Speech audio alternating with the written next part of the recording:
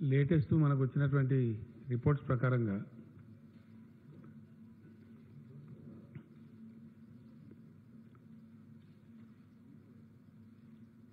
మొత్తం తెలంగాణలో ఇప్పటి వరకు ఈరోజు కూడా టెస్ట్ల తర్వాత కొత్తగా 18 మందికి రావడం జరిగింది పాజిటివ్. అవన్నీ కలిపితే 858 కేసులకు ఇప్పటికీ పాజిటివ్ వచ్చింది మన దగ్గర.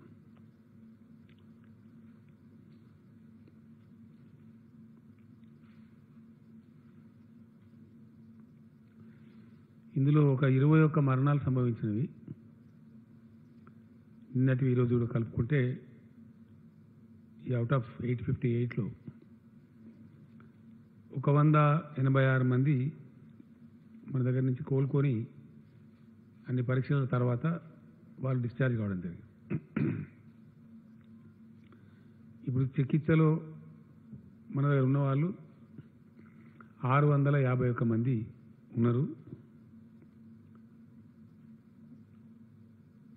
సీరియస్ లేవు కదా, సీరియస్ ఉందా? ఛాన్స్ లేదు అంటే మామూలుగా కదా, లేదు కదా, 4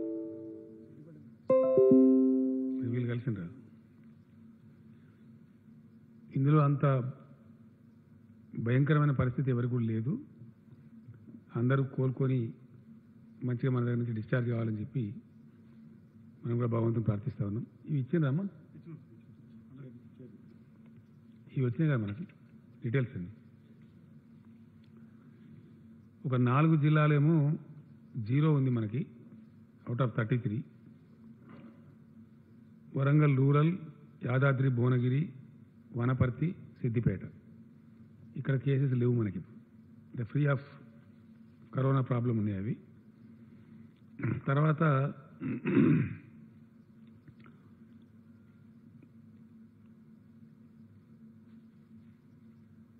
కేసులు ఎన్ని రోజులకు డబుల్ అవుతున్నాయి అనేది ఒక పరిశీలన ఉంటుంది జనరల్గా. ప్రపంచవ్యాప్తంగా కూడా ఇప్పుడు చేస్తున్నది. దేశంలో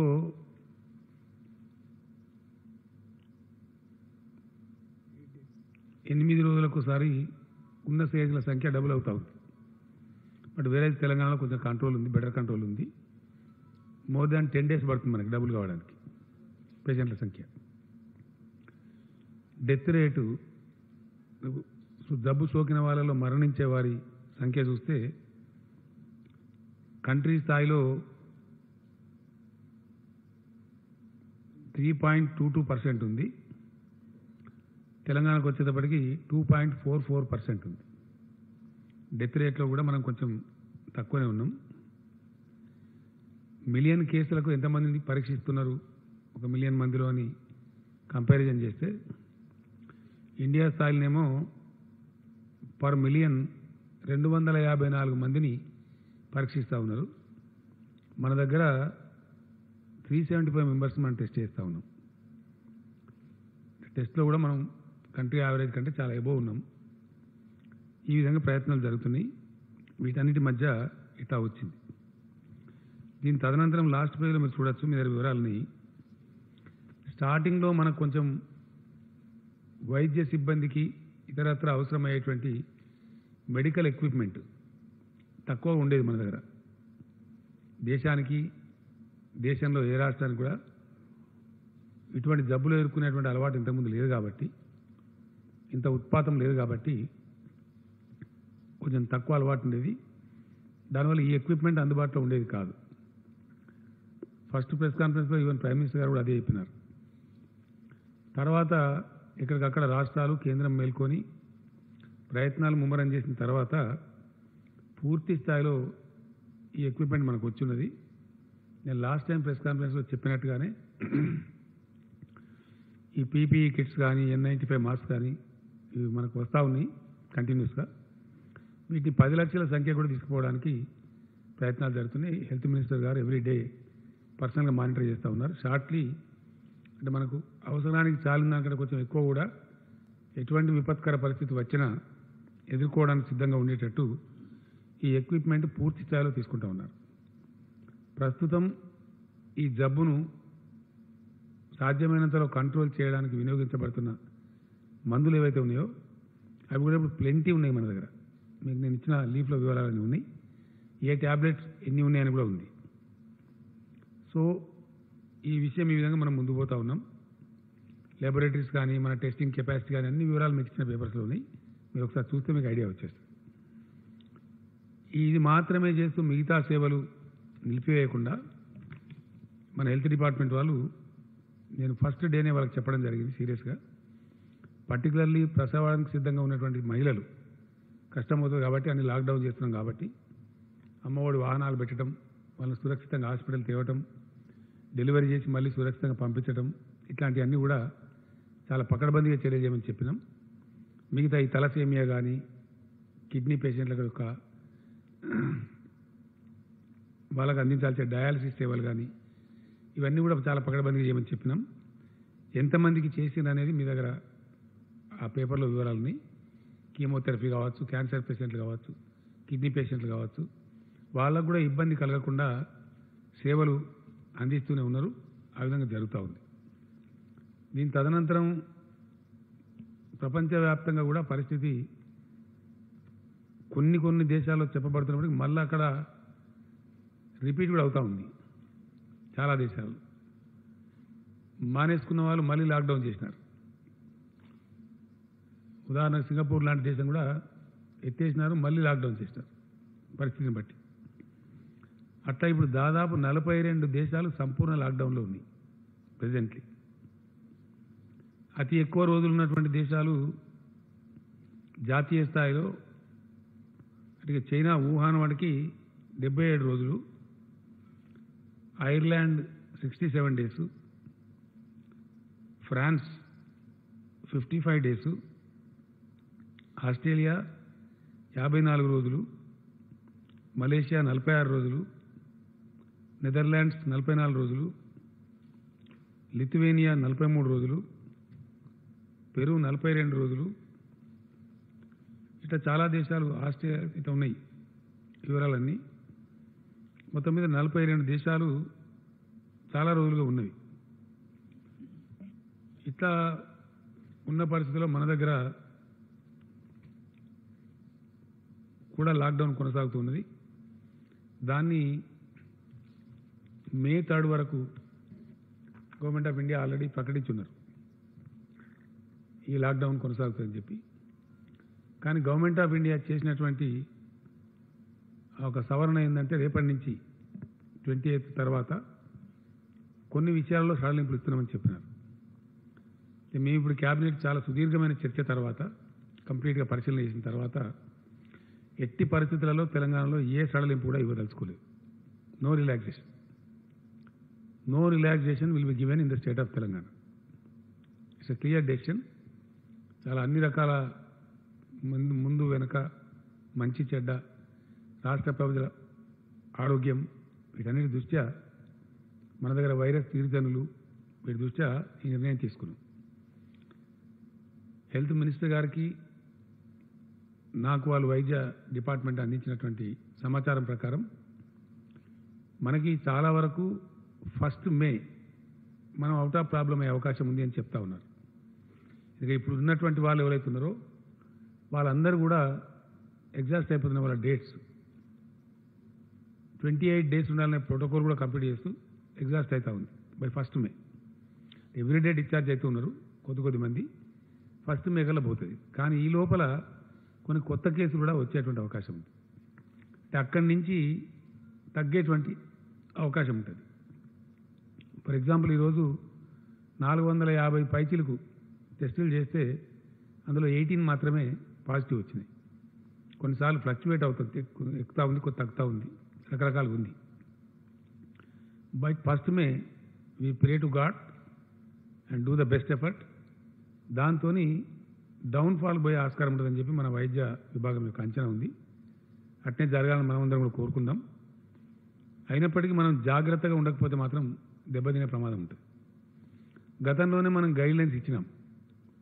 లాక్డౌన్ తెలంగాణలో అనౌన్స్ చేసిన రోజున గైడ్లైన్స్ ఇచ్చినాం. అవే గైడ్లైన్స్ యథాతథంగా అమలు చేయబడతాయి. సేమ్ ఇంతకుముందు ఉన్నటువంటి. సపోజ్ కూరగాయలు, పాలు, కిరాణా షాపులు తెచ్చి ఉంటాయని చెప్పినాం, నైట్ టైం కర్ఫ్యూ ఉంటుందని చెప్పినాం. అవన్నీ యథాతథంగా ఇంతకుముందు రాష్ట్ర ప్రభుత్వం నిబంధనలు ఏవైతే పెట్టిందో అవి యథాతథంగా అమల్లో ఉంటాయి. నిత్యావసర సరుకులు, పసిపిల్లలు తాగే పాలు, కూరగాయలు వగైరా వగైరా ప్రజలకు ప్రతిరోజు అవసరం ఉండేటి మాత్రకు డెఫినెట్గా అవి అందుబాటులో ఉంటాయి. కొన్ని పనులు కొనసాగుతాయని మనం చెప్పినాం. కొన్ని ఇండస్ట్రీస్, అందుకే ఇండస్ట్రీ అంటే రైస్ మిల్ ఫర్ ఎగ్జాంపుల్, వాళ్ళు బియ్యం పట్టకపోతే మనకు అన్నానికే రాదు. నూనె మిల్లులు కొన్ని కొనసాగుతాయని చెప్పినాం. మన అవి నిత్యావసర సరుకుల లింకే అది. సో అటువంటి శానిటైజర్లు, తర్వాత మనకు మంది ఇచ్చేటువంటి ఫార్మా కంపెనీలు, గతంలోనే మనకు ఇచ్చిన గైడ్లైన్స్లు ఉన్నాయి, ఇవి అవి కొనసాగుతాయని. అవన్నీ కూడా కొనసాగుతాయి. ఆ గైడ్లైన్స్లో ఎటువంటి మార్పు లేదు. కానీ కేంద్రం చెప్పినటువంటి సడలింపు, ఇంకా కేంద్రమే రాష్ట్రాలకు ఇచ్చినటువంటి గైడ్లైన్స్లో ఒక మాట స్పష్టంగా చెప్పినారు. ఏ రాష్ట్రం కానీ దేశంలో, ఏ యూనియన్ టెరిటరీ కానీ మేమిచ్చే మార్గదర్శకాల కంటే ఇంకా స్ట్రిక్టర్ మెజర్స్ అక్కడ స్థానిక పరిస్థితులను బట్టి తీసుకోదలిస్తే తీసుకోవచ్చును, మాకు అభ్యంతరం లేదని చెప్పినారు. ఈ జీవో ఏదైతే 1897 జీవో ఉందో, ఎపిడెమిక్ డిజాస్టర్ మేనేజ్మెంట్ జీవో ఉందో, దాని కింద కేంద్ర ప్రభుత్వానికి ఉన్నటువంటి అధికారులే రాష్ట్ర ప్రభుత్వానికి కూడా ఉన్నాయి. ఆ పవర్ కూడా రాసింది స్పష్టంగా యాక్ట్లో. ఆ యాక్ట్ కిందనే మనం ఇప్పుడు ఈ ఆర్డర్స్ పాస్ చేస్తూ ఉన్నాం. టుడే క్యాబినెట్ కూడా తీసుకున్నది. మన రాష్ట్రంలో 3 భాగాలుగా ఇది ఉండేది. ఒకటి విదేశీ ప్రయాణికులు, ఆ చాప్టర్ 100% సుఖాంతమైంది. ఇప్పుడు అందులో ఎవరు చనిపోలేదు. ఇనీషియల్లీ 32 ఉండే నంబరు, అది కొంచెం పెరిగి 64 అయిన ఉండే. కంప్లీట్ ప్రోటోకాల్ ప్రకారం 100% వాళ్ళంతా డిశ్చార్జ్ అయిపోయినారు. ఆ సమయంలో మన దగ్గర క్వారంటైన్లో ఉన్న 26,000 మంది కూడా క్షేమంగా అంతా డిశ్చార్జ్ అయిపోయినారు. ఆ తర్వాత వచ్చినటువంటి నిజాముద్దీన్ ద్వారా వచ్చిన ప్రాబ్లమే మన కంటిన్యూ అవుతూ ఉంది. వాళ్ళు, వాళ్ళ ఫ్యామిలీ మెంబర్సు, వాళ్ళ సెకండరీ కాంటాక్టు, వాళ్ళు తిన్న చోట, కూర్చున్న చోట రకరకాలుగా వస్తూ ఉన్నాయి కేసులు. కాబట్టి దాన్ని మనం కంటిన్యూ పరిశోధన చేస్తూ ఉన్నాం. అది ఎక్కడ కట్ అయితే అక్కడ ఆల్మోస్ట్ మనకు సమస్య ఆగిపోయే పరిస్థితి ఉంటుంది. అదర్వైజ్ వేరే ఇంకే రకమైన కేసులన్నీ ఉన్నాయంటే ఒక 13-14 ఫ్రగైల్ కేసెస్ ఉన్నాయి. వాటిని సెర్చ్ చేస్తూ ఉన్నారు. వాళ్ళని తెచ్చి అడ్మిట్ చేసినారు. వాటిని ఆ నంబర్ పెద్దగా లేదు. అటువంటి సూచనలు కూడా మనకి ఇక్కడ పుటమరింపులు లేవు రాష్ట్రంలో. కాబట్టి దీనికి సంబంధించి మనకు బ్రేక్ కనుక దొరికితే చాలా వరకు మన రాష్ట్రం బాగుపడే అవకాశం ఉంటుంది. ఫర్దర్ కేసెస్ రాకుండా ఉండేదానికి కూడా ఆస్కారం ఉంటుంది. మనం అందరం కూడా భగవంతుని ప్రార్థిద్దాం అటువంటి సమయం రావాలని చెప్పి. కానీ ఎందుకైనా మంచిదని మనం ఈ సడలింపులు ఇవ్వటం లేదు. ఒకటి, మే 3 వరకు అంతకుముందు తెలంగాణ ప్రభుత్వం పెట్టినటువంటి ఏప్రిల్ 30 గడువు ఉండనే ఉంది. దాని మీద భారత ప్రభుత్వం విధించినటువంటి గడువు మే 3 వరకు ఉంది. కాబట్టి మే 3 వరకు ఎలా ఉండి తీరుతుంది. నేను చాలా ఇంటెన్సివ్ సర్వే చేయించిన. మన క్యాబినెట్ మీటింగ్ కోసం ఏదైతే పిలిచినామో, డెసిషన్ తీసుకోవాలి కాబట్టి జనంలోకి సర్వేలు పంపించాం. ఆల్మోస్ట్ 94-95% మంది ఖచ్చితంగా ప్రజల అవసరం దృష్ట్యా, ప్రజల ఆరోగ్యం దృష్ట్యా, ప్రజల క్షేమం దృష్ట్యా కఠినంగానే ఉండాలి, లాక్డౌన్ పొడిగించాలి అనే మాట సర్వేలో చాలా స్పష్టంగా వచ్చింది. అభిప్రాయ సేకరణ చేసినాం. దానిలో కూడా చాలా స్పష్టంగా వచ్చింది. కొన్ని టీవీ ఛానల్స్ వాళ్ళు కూడా చాలా విస్తృతమైనటువంటి చర్చ పెట్టినారు. వాళ్ళు ఎలక్ట్రానిక్ సర్వే చేసినారు, టీవీ నుంచి కూడా అడిగినారు, రకరకాలుగా ప్రయత్నాలు చేసినారు. అక్కడ కూడా 92% ఆల్మోస్ట్ వాళ్ళకు కూడా, ఉదాహరణకు ఎన్టీవీ వాళ్ళు ఒకటి చేసినారు, టీ న్యూస్ వాళ్ళు ఒకటి చేసినారు. నేను అనుకోవటం బహుశా టీవీ 9 వాళ్ళు కూడా చేసినట్టుంది. ఎన్టీవీ చేసిన దానిలో 92% వరకు ఆల్ కైండ్స్ ఆఫ్ సర్వేస్ కలిపి లాక్డౌన్ పొడిగించాలని వచ్చింది. ఎక్కడి నుంచి చూసినా ఏ తర్వాత నమస్తే తెలంగాణ పేపర్ వాళ్ళు కూడా చేసినారు. వాళ్ళది కూడా ఇంచుమించు 1-2% అటు ఇటుగా ఇదే అభిప్రాయం ఇచ్చినారు. ఇతర పత్రికలలో వచ్చినటువంటి న్యూస్ కానీ, ప్రజలు వెలువరించినటువంటి అభిప్రాయాలు కానీ ఇంచుమించుగా ఇదే ఉంది. నేను వ్యక్తిగతంగా కూడా అనేక మందితో మాట్లాడడం జరిగింది. కొంతమందికి అడిగి ఆ జిల్లాలో 4 పేర్లు ఇవ్వమని చెప్పి, ఆ నియోజకవర్గంలో 4 పేర్లు ఇవ్వమని వాళ్ళని అడిగినాను, క్రాస్ సెక్షన్ పీపుల్. నేను భయంగా మాట్లాడిన దానిలో అడ్వకేట్స్ ఉన్నారు, డాక్టర్స్ ఉన్నారు, రైతులు ఉన్నారు, కూలీలు ఉన్నారు, అన్ని రకాల వాళ్ళు ఉన్నారు, యంగ్స్టర్స్ కూడా ఉన్నారు. ముక్త కంఠంతో నాకైతే నేను అడిగిన ప్రతి వ్యక్తి సుమారు నేను ఒక 70-80 మందితో మాట్లాడినాను. 10 పాత జిల్లాలలో ఒక్కొక్క జిల్లాలో 7, 8, 10 మందితో కూడా మాట్లాడినాం. ఆల్మోస్ట్ తెల్లారు కూడా కొంత మాట్లాడినాం, 100 మంది దాకా మాట్లాడినాం. 100% చెప్పినారు. వాళ్ళు అడిగింది ఏంటంటే లాక్డౌన్ ఎత్తివేసినా సడలింపు చేసినా ఎందువల్ల చేస్తున్నట్టు, వ్యాధి తగ్గిందా, ఎందువల్ల చేస్తున్నట్టు అని వాళ్ళు క్వశ్చన్ నన్నే అడిగినారు. రెండవది చాలా స్పష్టంగా చెప్పినారు, ఎట్టి పరిస్థితులలో కొనసాగించాల్సిందే, అవసరమైతే మే నెలాఖరు దాకా కూడా కొనసాగించండి, ఇందులో కాంప్రమైజ్ కావద్దు అని కూడా చెప్పిన వాళ్ళు చాలామంది ఉన్నారు. మేము ఈ రాష్ట్ర క్యాబినెట్ ఈరోజు మంచి చెడ్డ అని చూసుకున్న తర్వాత నిర్ణయం తీసుకున్నది ఏంటంటే మే 7th వరకు లాక్డౌన్ పొడిగిస్తా ఉన్నాం. 3rd వరకు ఎట్లాగుంది దానికి ఒక 4 రోజులు కలిపి lockdown will be continued in the state of Telangana up to May 7th. 7th నాడు రిలీజ్ కాదు, 8th నాడు రిలీజ్ అవుతుంది. 7th కూడా లాక్డౌన్లోనే ఉంటుంది. నేను ఇందాక చెప్పినట్టు గతంలో ఉన్న నిబంధనలే ఉంటాయి. నైట్ కర్ఫ్యూ అట్లాగే ఉంటుంది. చాలా కఠినంగా వ్యవహరించాలని చెప్పి నిర్ణయించుకున్నాం. ఎందుకంటే నిమిషానికంటే మళ్ళీ బాగుండదు. ఈ విషయాన్ని పూర్తిగా సమీక్షించడం కోసం మే 5th నాడు మళ్ళీ క్యాబినెట్ సమావేశం అనుకున్నాం. మే 5th నాటికి ఏం పరిస్థితులు ఉంటాయి, ప్రపంచంలో ఏం పరిస్థితి ఉంటుంది, దేశంలో ఏం పరిస్థితి ఉంటుంది, మన రాష్ట్రం ఏ పరిస్థితి మనం చేరుకుంటాం, వాటన్నిటిని బట్టి ప్రజలు కూడా ఏ మూడ్లో ఉంటారు, ప్రజల ఆలోచన సరళ ఎట్లా ఉంటుంది, వాటన్నిటిని బట్టి భవిష్యత్తు నిర్ణయం తీసుకోవచ్చు అని చెప్పి 5th మే నాడు మళ్ళీ మంత్రివర్గ సమావేశం ఉంది. ఆ విధంగా మనం ముందు పోవాలని అనుకున్నాం. కంటైన్మెంట్ జోన్స్ ఏవైతే ఉన్నాయో అక్కడ చాలా కఠినంగా వివరించాల్సిన అవసరం ఉంది. నేను డీజీపీ గారిని ప్రత్యేకంగా కూడా కోరినాను. I humbly request all the police officers in the state. ఈ ప్రాబ్లం ఎక్కువగా కంటైన్మెంట్ చేసినటువంటి, మనం కంటైన్మెంట్ చేసిందే, the very meaning of containment is నిలువరించడము అని అర్థం. వ్యాధిని ఆ పరిధి దాటకుండా అక్కడికక్కడనే ఆపివేయటం లేదా నిలువరించడం అనేది అర్థం. ఆ నిలువరించడంలో మనం విఫలం కావద్దు ఎట్ ఎనీ కాస్ట్. చాలామంది తిరిగినారు, ఆరోగ్య మంత్రి గారు, మున్సిపల్ మంత్రి గారు, మా చీఫ్ సెక్రటరీ గారు, డీజీపీ గారు, అర్బన్ డెవలప్మెంట్ సెక్రటరీ గారు, చాలామంది ఆ కంటైన్మెంట్ ఏరియాస్లో తిరిగినారు, ప్రజలకు చెప్పినారు ఎందుకు కంటైన్ చేయాల్సి వచ్చింది, సమస్య ఏంటి అని చెప్పినారు. కాబట్టి ఆ కంటైన్మెంట్లో ఉన్నటువంటి ప్రజలకు కూడా నేను పదే విజ్ఞప్తి చేస్తూ ఉన్నా, దయచేసి ఎట్టి పరిస్థితులలో చాలా సీరియస్గా మీరు తీసుకోవాలి. మీ వల్ల సమాజానికి నష్టం కలగకూడదు. 100% కంటైన్మెంట్ అధికారులు చెప్పేదాన్ని మీరు ఫాలో కావాలి. ఇది మన రాష్ట్రం కోసం, మన ప్రజల కోసం అవసరం కాబట్టి వేరే విధంగా అనుకోకుండా అది ఫాలో కావాలని చెప్పి కంటైన్మెంట్ ఏరియాలో ఉండే ప్రజలను నేను కోరుతూ ఉన్నాను. అదేవిధంగా విమాన సర్వీసులు కొన్ని దేశంలో ఫాలో కావచ్చు, 4th నుంచి బుకింగ్స్ చేస్తున్న కొన్ని వార్తలు వస్తున్నాయి. నేను మనవి చేస్తూ ఉన్నా విమాన ప్రయాణికులకు 7th దాకా తెలంగాణకు రాకండి దయచేసి. ఎందుకంటే ఇక్కడ మీకు ట్యాక్సీ ఉండదు, క్యాబ్ ఉండదు, హోటల్ ఉండదు, ఏమీ ఉండదు, చాలా కష్టమవుతుంది. జిఎంఆర్ ఎయిర్పోర్ట్ వారికి కూడా చెప్తాం 7th వరకు ఈ నిబంధనలు ఫాలో కావాల్సిందే. ఎందుకంటే మనకి ఇబ్బంది వస్తుంది, మళ్ళీ సిచ్యువేషన్ ఏదో తెలిస్తే కంట్రోల్లో ఉంటాం. కాబట్టి దాన్ని కూడా ప్రయత్నం చేస్తాం. కొన్ని గ్రాసరీస్ సప్లై చేస్తారు, లైక్ బిగ్ బాస్కెట్ లాంటి వాళ్ళు షాప్ ఉన్నారు. గ్రాసరీస్ అంటే కిరాణా సరుకులు, ఇంగ్లీష్లో చెప్తే ఏదో గొప్ప కూడా గ్రాసరీస్ అంటే కిరాణా సరుకులు, కూరగాయలు ఇట్లాంటి సప్లై చేసే వాళ్ళకి ఇబ్బంది లేదు, ఫ్రూట్స్ కానీ సప్లై చేసే వాళ్ళకి ఇబ్బంది లేదు. కానీ కొన్ని ఉన్నాయి, వాళ్ళ పేరు ఏంటంటే ఒకటి స్విగ్గీ, ఇంకోటి జొమాటో, వీళ్ళు ఫుడ్ సప్లై చేస్తారు. ఇది కొద్దిగా ప్రమాదకరం. రేపటి నుంచి వీళ్ళని బ్యాన్ చేస్తూ ఉన్నాం.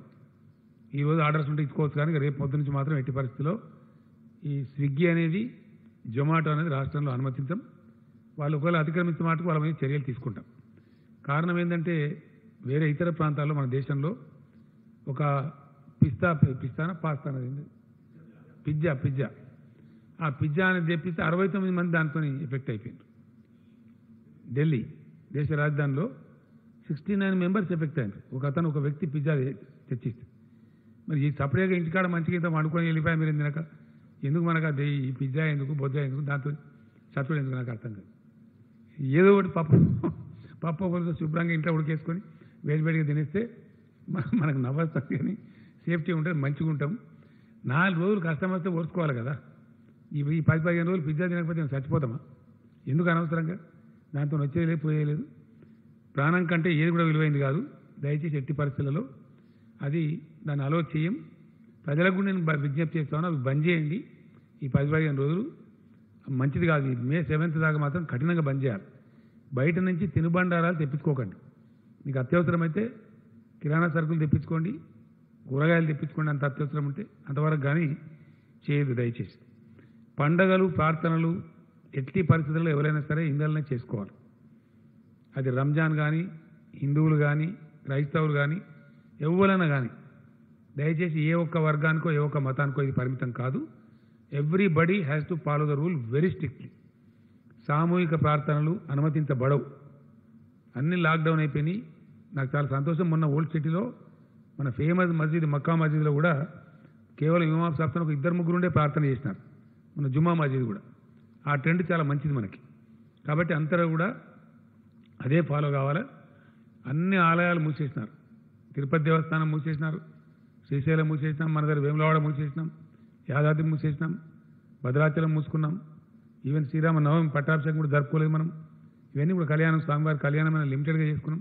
కాబట్టి ఎవరమైనా మినహాయింపు లేకుండా దయచేసి any religious congregation is not allowed.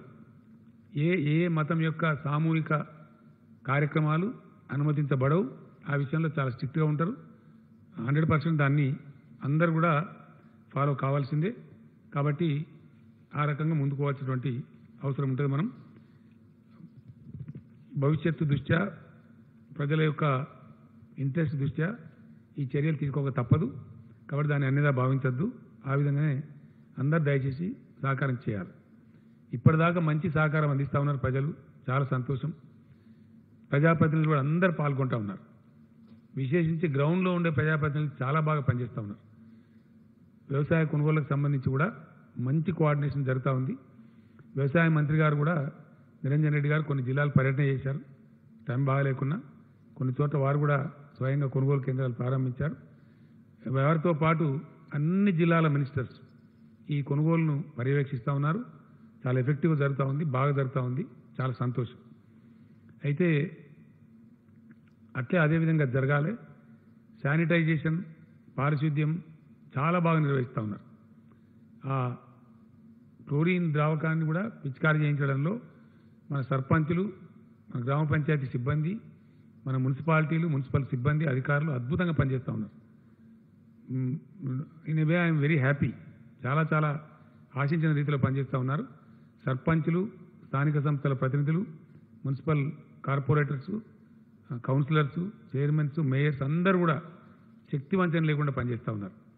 2-3 విషయాలలో స్టార్టింగ్లో కొంత ఇన్యాక్టివ్ ఉన్నా ఇప్పుడు మటుకు ఎవ్రీబడి ఈజ్ యాక్టివ్.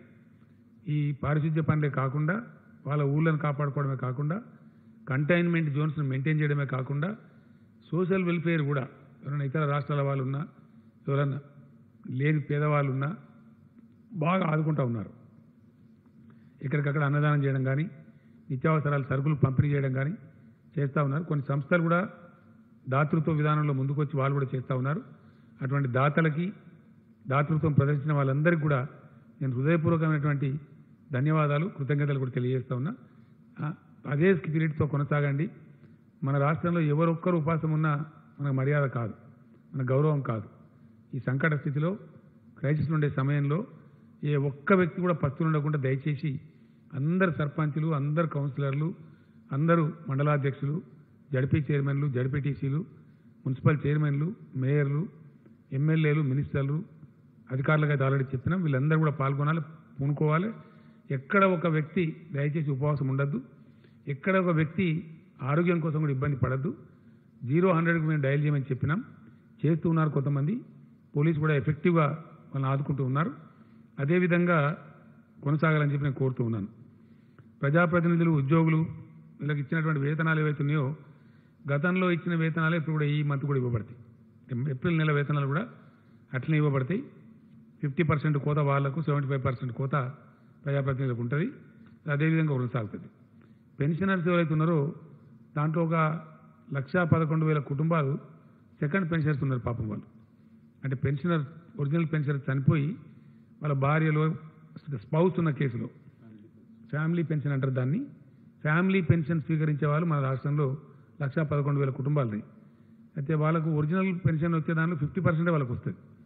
వాళ్ళ నుంచి కొన్ని విజ్ఞప్తులు వచ్చినాయి, మాకు సరిపోవడం లేదు, దయచేసి పొడిగించమని చెప్పినారు. సో పెన్షనర్లందరికీ కూడా 75% శాలరీ, ఇంతకుముందు 50% అనుకున్నాం, వాళ్ళకి 75% శాలరీ ఇవ్వడం జరుగుతుంది ఏప్రిల్ మాసానికి. వాళ్ళ ఇబ్బంది కొంత దూరం అయ్యేటువంటి అవకాశం ఉంటుంది. అదేవిధంగా వైద్య సిబ్బంది, మున్సిపల్ సిబ్బంది, హెచ్ఎండబ్ల్యూఎస్ సిబ్బంది, గ్రామ పంచాయతీ పారిశుద్ధ్య సిబ్బందికి ఇచ్చే నగదు ప్రోత్సాహకం ఏదైతే గతంలో ఇచ్చినామో ఏప్రిల్ మాసానికి కూడా ఆ ప్రోత్సాహకం కొనసాగుతుంటుంది. ఆ 10% గ్రాస్ శాలరీ మీద ఏదైతే ఇవ్వమని చెప్పినామో ఏప్రిల్ మంత్ శాలరీ కూడా వాళ్ళకు ఇవ్వడం జరుగుతుంది. వారితో పాటు చాలామంది పోలీస్ సిబ్బంది అద్భుతంగా పనిచేస్తూ ఉన్నారు, రాత్రింబవలు కృషి చేస్తూ ఉన్నారు.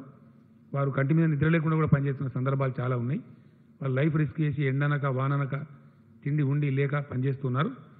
పోలీస్ సిబ్బంది కూడా ఈ నెల శాలరీ ఇచ్చేటప్పుడు 10% వాళ్ళు కూడా గ్రాస్ శాలరీ మీద సీఎం గిఫ్ట్ కింద ఇవ్వమని ఈరోజు క్యాబినెట్ డిసైడ్ చేసింది. పోలీస్ సిబ్బందికి కూడా ఆ యొక్క సదుపాయాన్ని ఎక్స్టెండ్ చేస్తున్నాం. మనకు విద్యుత్ కార్మికులు రాత్రింబవళ్ళు పనిచేసి వాళ్ళు జనరేషన్లో కావచ్చు, ట్రాన్స్మిషన్లో కావచ్చు, డిస్ట్రిబ్యూషన్లో కావచ్చు చాలా అద్భుతంగా పనిచేస్తూ ఉన్నారు. వాళ్ళు చేసినారు కాబట్టి గొప్ప పంటలు పండినాయి రాష్ట్రంలో. మనకు 24 అవర్స్ క్వాలిటీ పవర్ సప్లై కూడా వస్తూ ఉంది. ఈ శాఖలో అందరూ కూడా కీలకమైన అధికారులే, కాకపోతే చిన్న స్థాయి ఉద్యోగులు చాలా పెద్ద సంఖ్యలో ఉన్నారు. వాళ్ళను O&M సిబ్బంది అంటారు, ఆపరేషన్ అండ్ మెయింటెనెన్స్ సిబ్బంది అంటారు. వారితో పాటు కొంతమంది ఆర్టిజాన్స్ కూడా ఉంటారు. ఎలక్ట్రిసిటీ దాంట్లో పనిచేసేటువంటి O&M సిబ్బంది, ఆర్టిజాన్స్ కలిపి మన రాష్ట్రంలో 34,512 మంది ఉన్నారు. జెన్కో, ట్రాన్స్కో, డిస్ట్రిబ్యూషన్ కంపెనీస్ అన్నీ కలిపి ఈ O&M సిబ్బంది మరియు ఆర్టిజాన్స్ ఈ పవర్ దాంట్లో 34,512 మంది ఉన్నారు. గతంలో వీళ్ళకి 50% శాలరీ ఇచ్చినాం, బట్ ఈ నెల 100% శాలరీ ఇవ్వాలని చెప్పి క్యాబినెట్ డిసైడ్ చేసింది. వాళ్ళ సేవలు అత్యవసరం కాబట్టి వాళ్ళకు 100% శాలరీ ఇవ్వడం జరుగుతుంది. ఈ విధంగా ఈ కొంత రిలీఫ్ వీళ్ళకి రావడం జరుగుతూ ఉంది. అట్లానే డిజాస్టర్ మేనేజ్మెంట్ యాక్ట్ ప్రకారం ఈరోజు క్యాబినెట్ నిర్ణయించింది, ఆదేశాలు చీఫ్ సెక్రటరీ గారు జారీ చేస్తున్నారు. ఖచ్చితంగా ఇళ్ల కిరాయిదారుల నుంచి వాళ్ళ దగ్గర ఇప్పుడు వాళ్ళు సంపాదించుకునే పరిస్థితి లేదు. రాష్ట్రం, దేశం లాక్డౌన్లో ఉంది, బిజినెస్లు ఆగిపోయినాయి. కాబట్టి ఎవరైతే ఇళ్లలో ఉండే కిరాయిదారులు ఉన్నారో మార్చి, ఏప్రిల్, మే ఈ 3 నెలల కిరాయిలు వసూలు చేయవద్దని చెప్పి ఓనర్లను ప్రభుత్వం ఆదేశిస్తూ ఉంది.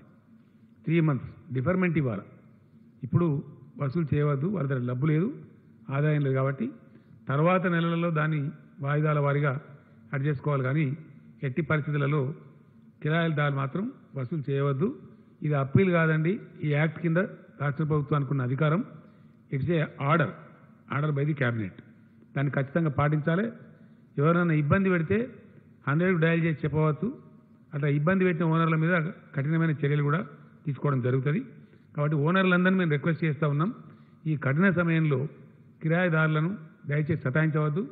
అందరిని మనం సమాజం కలిస్తేనే లాభం చేయగలుగుతాం కాబట్టి ఒకరికొకరం అండగా ఉండాలి. కాబట్టి ఈ టైంలో దయచేసి వారిని ఇబ్బంది పెట్టని కోరుతూ ఉన్నాం. అదేవిధంగా ఈ ఇళ్ల కిరాయి కూడా మేము మీకు వాయిదా చేసినాం కదా అని వడ్డీ వసూలు చేయకూడదు.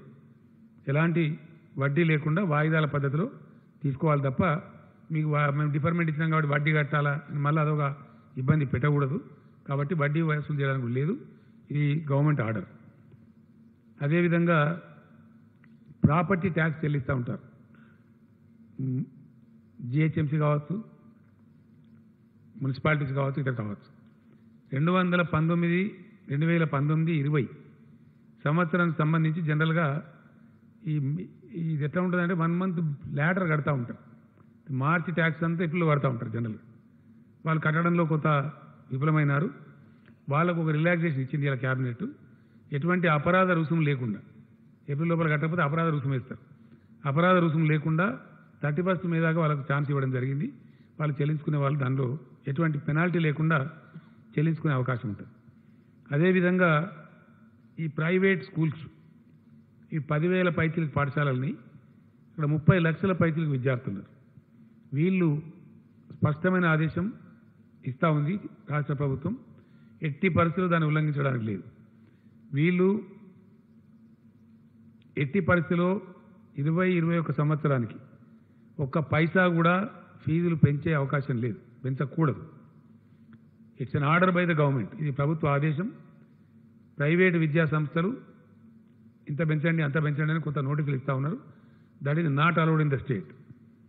ఎట్టి పరిస్థితుల్లో 2021 అకాడమిక్ ఇయర్కి ₹1 కూడా ఒక పైసా కూడా ఫీజులు పెంచేటువంటి అవకాశం లేదు, పెంచకూడదు. 2, రకరకాల ఫీజులు వీళ్ళు వసూలు చేస్తూ ఉంటారు. ఎట్టి పరిస్థితుల్లో వసూలు చేయకూడదు. మంత్లీ నెలవారీగా కేవలం ట్యూషన్ ఫీజు మాత్రమే వసూలు చేసుకోవాలి. అదర్ దాన్ ట్యూషన్ ఫీజు ₹1 కూడా వసూలు చేయడానికి వీలు లేదు. ఇది ప్రభుత్వ ఆదేశం, ఖచ్చితంగా ఫాలో కావాలి. తర్వాత రోజుల్లో దాన్ని చూసుకోవచ్చు, పరిస్థితి చక్కబడ్డ తర్వాత. ఇప్పుడు మటుకు ఓన్లీ ట్యూషన్ ఫీజు మాత్రమే, అది నెలవారీగా. సంవత్సరానికి అంత ఒకటేసారి కట్టండి అని కూడా జబర్దస్తి చేయడం లేదు. Only month wise tuition fee మాత్రమే తీసుకోవాలా. అంతకు మించి విద్యార్థులను కానీ విద్యార్థుల తల్లిదండ్రులను కానీ ఇబ్బంది పెట్టకూడదు. ఈ కష్ట సమయంలో పెట్టినట్టయితే ఎవరిని కష్టపెట్టినా 100కు డయల్ చేయండి, వెంటనే యాక్షన్ ఉంటుంది. చాలా యాక్టివ్గా చర్యలు కూడా తీసుకుంటాం. వాళ్ళ యొక్క పర్మిట్లు కూడా రద్దు చేస్తాం. ఎట్టి పరిస్థితుల్లో నిర్దాక్షిణ్యం కూడా ఈ విషయంలో. ఇది ప్రజలకు సంబంధించి, ముఖ్యంగా పేదలకు సంబంధించింది. ప్రజలు ఇప్పుడు తమ ఆదాయాన్ని కోల్పోయి ఉన్నారు, ఆదాయం లేదు. మరీ దారుణంగా ఉంటుంది పరిస్థితి. ముందటికి మార్చిలోనన్న సగం వచ్చింది, కానీ ఏప్రిల్లో అయితే 0 అయిపోయింది. అది ఏం పని లేదు ఎక్కడ. ఎవరి ఇళ్లలో వాళ్ళు ఉండిపోవాల్సిన పరిస్థితి వచ్చింది. 4 శాఖలు తినేవాళ్ళు 2 శాఖలు తిని పప్పోలు పుట్టుతో తిని బతుకుతున్నటువంటి పరిస్థితి. ప్రజలు కష్టంలో ఉన్నప్పుడు వాళ్ళని ఫర్దర్ కష్టపెట్టడం సమాజానికి ఎవరికి కూడా ధర్మం కాదు. కాబట్టి ఈ విషయంలో దయచేసి ఎట్టి పరిస్థితులలో దీన్ని వేరే విధంగా అనుకోవద్దు. ట్యూషన్ ఫీజులను అది కూడా నెలవారీ మాత్రమే తీసుకోవాలా, సంవత్సరం మొత్తం కట్టాలని అనద్దు. ఆ జబర్దస్తి చేయకూడదు. చేస్తే మటుకు చర్యలు తప్పవు. కాబట్టి ఇతరత్రా ఏ రకమైన ఫీజులు కూడా వసూలు చేయవద్దు. ఇది గవర్నమెంట్ ఆర్డర్. కాబట్టి దానికి ఖచ్చితంగా పాటించాలని చెప్పి కోరుతా ఉన్నాం. అదేవిధంగా ఏప్రిల్ మాసంలో చాలా దారుణంగా ఆదాయాలు లేవు కాబట్టి, పనే లేకుండా పోయింది కాబట్టి, ఎవరింటికాన్ని వారిని ఉండమని ప్రభుత్వమే చెప్పింది కాబట్టి పేదలు కూడా ఇబ్బందులలో ఉంటారు. కాబట్టి తెల్ల రేషన్ కార్డున్న ఈ 87.5 lakh రేషన్ కార్డ్స్ ఏవైతున్నాయో వాళ్ళకు మే మాసానికి కూడా ఈ నెలకి ఇచ్చినట్టు, ఏప్రిల్ నెలకి ఇచ్చినట్టే ప్రతి వ్యక్తికి 12 కిలోల బియ్యం ప్రతి కార్డు మీద ఇవ్వడం, ఉచితంగా ఫ్రీగా ఇవ్వడం జరుగుతుంది. ఈచ్ పర్సన్కి 12. అంటే ఒక కుటుంబంలో 5గురు ఉంటే 60 కేజీలు వస్తుంది. ₹1 కూడా దానికి ఛార్జీ లేదు, ఫ్రీగానే ఇస్తారు. అట్లే ఇవ్వడం జరుగుతుంది. ఏప్రిల్ ఎట్లా ఇచ్చిండ్రో మే మాసం కొరకు కూడా అట్లనే ఇస్తారు. అదేవిధంగా ప్రతి కుటుంబానికి ₹1500 కూడా గవర్నమెంట్ ఇస్తుంది కూరగాయల నిమిత్తం, ఇతర కిరాణా సామాన్ నిమిత్తం. అవి మే మొదటి వారంలోనే అందజేయమని చెప్పి మేము కోరినాం. చీఫ్ సెక్రటరీ గారు ఆదేశాలు కూడా ఇస్తూ ఉన్నారు. సివిల్ సప్లైస్ అధికారులకు ఆదేశాలు ఇవ్వడం జరిగింది. మే 7th లోపే అందరికి కూడా అందజేయబడతాయి. ఇక్కడ పాయింట్ ఏంటంటే, మొన్న కొంతమంది దుర్మార్గులు ఉంటారు కదా, అక్కడక్కడ కొన్ని పుకార్లు పుట్టించినారు. ₹1500 బ్యాంకులో వేసినాం. ప్రజలు ఈ విషయాన్ని బాగా గమనించాలి. సామాజిక కార్యకర్తలు దయచేసి గ్రామాల్లో ప్రచారం చేయాలి, సర్పంచులు కూడా ప్రచారం చేయాలి. ఒకసారి గవర్నమెంటు మీ అకౌంట్లో డబ్బులు వేసిన తర్వాత వాపస్ పోవు, మీ డబ్బు మీకే ఉంటుంది. బ్యాంకుల కాడ ఒకటేసారి గుమిగూడి అక్కడ రద్దీ పెంచి అట్లాంటి బాధ మీకు అవసరం లేదు. మీకు ప్రతి ఒక్క వ్యక్తికి డబ్బులు వస్తాయి. అది నెల రోజుల పాటు మీ ఇష్టం ఉన్నప్పుడు తీసుకోవచ్చు, ఎప్పుడైనా తీసుకోవచ్చు. ఒకసారి బ్యాంకులో జమ అయినాయి అంటే తిరిగి వాపస్ పోవు. కొంతమంది అనవసరంగా మనం పుకార పుట్టించి వాపస్ పోతాయి అని చెప్తే బ్యాంకుల కాడ రద్దీ పెరిగింది, రష్ పెరిగింది. అది మంచిది కాదు. ఈ చట్టం ప్రకారమే మనం గుమి కూడవద్దు మన ఆలోచన. కాబట్టి గుమి కూడవద్దు. దయచేసి మంచిగా వెసులుబాటు, ఓ ఉదయం తీసుకోండి, కొందరు మధ్యాహ్నం తీసుకోండి, కొందరు రేపు తీసుకోండి, కొందరు ఎల్లుండి తీసుకోండి, ఎప్పుడైనా సరే తీసుకోవచ్చు. మీ డబ్బు మీకు అక్కడ సేఫ్గా ఉంటుంది. అది వాపసు పోయే ప్రశ్నే లేదు. అది ఎట్టి పరిస్థితులలో మీ డబ్బులు మీరు సేఫ్గా తీసుకోవచ్చు. కాబట్టి దానికి ఆత్రపడి బ్యాంకుల దగ్గర రష్ పెంచద్దు, అది మనకే మంచిది కాదు. పేదలకు మన రాష్ట్రంలో సుమారుగా ఇచ్చే 40 లక్షల మంది పేదలకు ఇచ్చే ఆసరా పెన్షన్స్ ఏవైతే ఉన్నాయో అవి యథావిధంగా వాళ్ళకి ₹2016 ఇవ్వబడతాయి. అందులో ఏం కోత లేదు. మే మాసానికి కూడా పూర్తి ఆసరా పెన్షన్లు వాళ్లకు అందజేయడం జరుగుతుంది. ఎవరైతే ఇతర రాష్ట్రాల కూలీలు మైగ్రాంట్ లేబర్ అంటే వలస కూలీలు ఉన్నారో మన రాష్ట్రంలో ఉన్నవాళ్ళు వాళ్ళకు మొన్న ఏ పద్ధతి అయితే ఇచ్చినామో ఒకవేళ కూలీ ఒక్కడే ఉంటే ఇండివిజువలే ఉంటే ఆయనకు 12 కేజీల రైస్ ఇస్తారు, 500 రూపాయలు ఇస్తారు. ఒకవేళ వలస కూలీది ఫ్యామిలీ ఉంటే సేమ్ మన ఫ్యామిలీకి ఇచ్చినట్టే వాళ్ళకు కూడా 1500 రూపీస్ ఇస్తారు. ఎంతమంది అంతమందికి 12 కిలోల కాడికి రైస్ ఇస్తారు. వాళ్ళు ఇద్దరు ఉండని ముగ్గురు ఉండని ఎందరు ఉన్నా ఈచ్ 12 కేజీ రైస్ ఇస్తారు. ఫ్యామిలీ కాబట్టి వాళ్ళకు కూడా 1500 రూపీస్ కూడా ఇస్తారు. ఆ విధంగా వాళ్ళు దాన్ని ఉపయోగించుకోవాలి. వాళ్ళు బెంబేలు ఎత్తాల్సిన అవసరం లేదు. ఆ రకంగా వాళ్ళకు కూడా రాయితీలు ఉంటాయి. కొంత పరిశ్రమల వాళ్ళు కూడా మాకు కూడా ఇబ్బంది ఉంది, మా ప్రొడక్షన్ లేదు, వాటిని మేము విద్యుత్ ఛార్జీలు చెల్లించే పరిస్థితి లేదు, మీరే బంద్ చేయమని లాక్డౌన్ పెట్టిండ్రు, జీతాలు కూడా కార్మికులకు ఇవ్వమన్నారు, కాబట్టి చేయలేమని చెప్పి వాళ్ళు కొన్ని రిక్వెస్ట్లు పెట్టినారు. దాన్ని కూడా క్యాబినెట్ డిస్కస్ చేసింది, ఈరోజు కొన్ని కన్సిడర్ చేసింది. ఈ లాక్డౌన్ పీరియడ్లో వాళ్ళు చెల్లించాల్సినటువంటి ఫిక్స్డ్ ఛార్జెస్ అని ఉంటాయి వాళ్ళకి, దానికి డిఫర్మెంట్ ఇస్తూ ఉన్నారు. ఏప్రిల్ మే మాసాలకి ఏప్రిల్ మే మాసం యొక్క ఫిక్స్డ్ ఛార్జెస్ పరిశ్రమల వాళ్ళకి రద్దు చేయబడతా ఉన్నాయి. ఫిక్స్డ్ ఛార్జ్ అంటే ఏంటంటే కరెంటు వాడినా వాడకపోయినా కట్టే బిల్లులు అవి వసూలు చేయబడతాయి. ఇవాళ వాడలేదు కాబట్టి కరెంటు ఛార్జ్ వచ్చే ఆస్కారమే లేదు, కాబట్టి they are not any problem. గతంలో ఎవరైనా ఇప్పుడు బిల్లులు సకాలంలో ఒకవేళ చెల్లిస్తామంటే ఒక 1% వాళ్ళకి రిబేట్ కూడా ఇస్తారు. అదేవిధంగా లాక్డౌన్ పీరియడ్లో ఎవరైతే కొన్ని పరిశ్రమలు జరిగేవి పవర్ ఛార్జెస్ ఉంటాయో సకాలంలో వాళ్ళు చెల్లించినట్టయితే, లైక్ ఫార్మా ఇండస్ట్రీ మనం పర్మిట్ చేసినాం, రైస్ మిల్ మనం పర్మిట్ చేసినాం, ఇట్లా కొన్ని ఉన్నాయి కదా, ఇతరత్ర వాళ్ళని నడుపుకొని చేసినా కూడా మనం పర్మిట్ చేసినటువంటివి వాళ్ళు కూడా సకాలంలో బిల్ పే చేస్తే వాళ్ళకు కూడా 1% రిబేట్ కూడా ఇవ్వడం జరుగుతుంది. ఆ విధంగా ఉంటుంది. ఈ డిఫర్మెంట్ ఏదైతే ఇచ్చిండ్రో ఈ ఏప్రిల్ మే మాసానికి పరిశ్రమలకు ఈ 2 నెలల బిల్లులకి ఫిక్స్డ్ ఛార్జెస్ మీద రిబేట్ అయితే ఇచ్చిండ్రో ఇవి తర్వాత వాళ్ళు వాయిదాల రూపంలో కట్టాలి. గతంలో పద్ధతి ఏంటంటే వాళ్ళు దీని మీద పెనాల్టీ కట్టాలి. ఇప్పుడు పెనాల్టీ మాఫీ చేయడం జరిగింది. పెనాల్టీ చెల్లించాల్సినటువంటి అవసరం లేదు. ఆ డిలే పేమెంట్ పెనాల్టీ ఏదైతే ఉంటుందో ఆ విధంగా దానికి ప్రాబ్లం లేదు. అదేవిధంగా చెప్పిన నేను ఆల్రెడీ టోల్డ్ ఐ థింక్ ఆధార పెన్షన్ చెప్పాను కదా, చెప్పాను. సో అదేవిధంగా వైద్య సిబ్బందికి నా యొక్క ధన్యవాదాలను తెలియజేస్తూ ఉన్నా. ఎందుకంటే చాలా మంచి పని వాళ్ళు చేస్తూ ఉన్నారు, స్థైర్యం కోల్పోకుండా అద్భుతంగా చేస్తూ ఉన్నారు. మీకు ఇచ్చిన దానిలో వివరాలని ఇప్పుడు వాళ్ళకు సిబ్బందికి ఎటువంటి ఇబ్బంది లేకుండా అన్ని ఎక్విప్మెంట్స్ కానీ మెడిసిన్స్ కానీ మంచి చెడ్డ అన్నీ కూడా ఉన్నాయి. ఇలా మెడికల్ డిపార్ట్మెంటు వాళ్ళకు మంచి వార్త ఏంటంటే ఈ గచ్చిబౌలి స్పోర్ట్స్ కాంప్లెక్స్ ప్రపంచవ్యాప్తంగా కూడా ఏమైందంటే రకరకాల దేశాలలో రకరకాల క్రీడలు జరుగుతూ ఉంటాయి, క్రీడోత్సవాలు కూడా జరుగుతూ ఉంటాయి. ఒలింపిక్స్ కావచ్చు, జాతీయ స్థాయి క్రీడలు కావచ్చు, రకరకాలు జరుగుతాయి.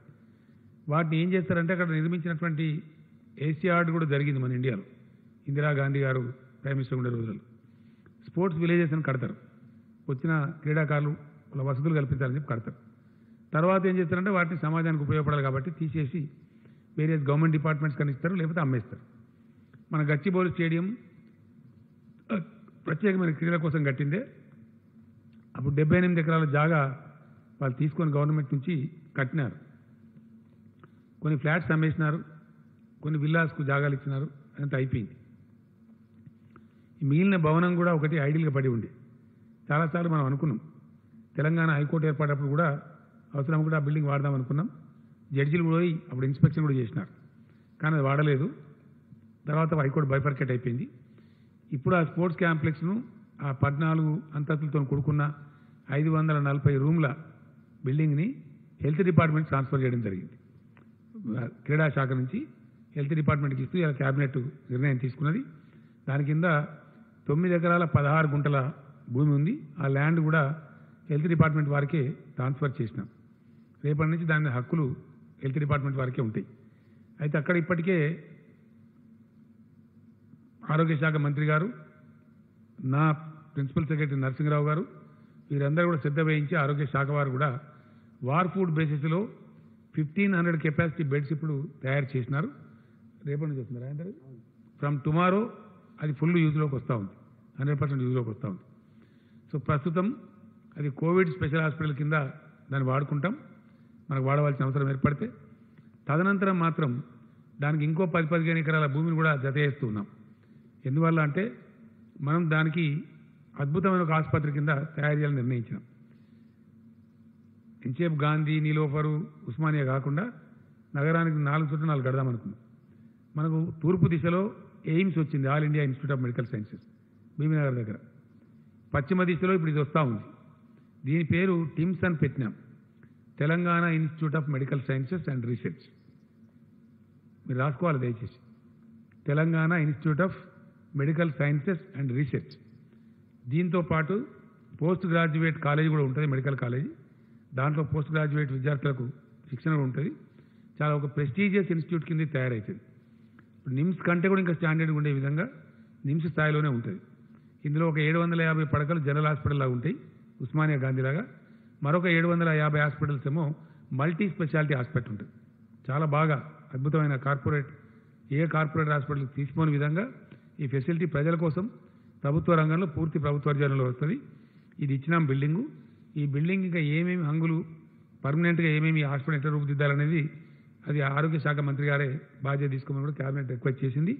వారి ఆధ్వర్యంలో దీన్ని ఒక అద్భుతమైన మెడికల్ ఫెసిలిటీ కింద తెలంగాణ రాష్ట్రానికి, తెలంగాణ ప్రజలకు ఇది అందుబాటులోకి ఆరోగ్య శాఖ మంత్రి గారు తేబోతా ఉన్నారు.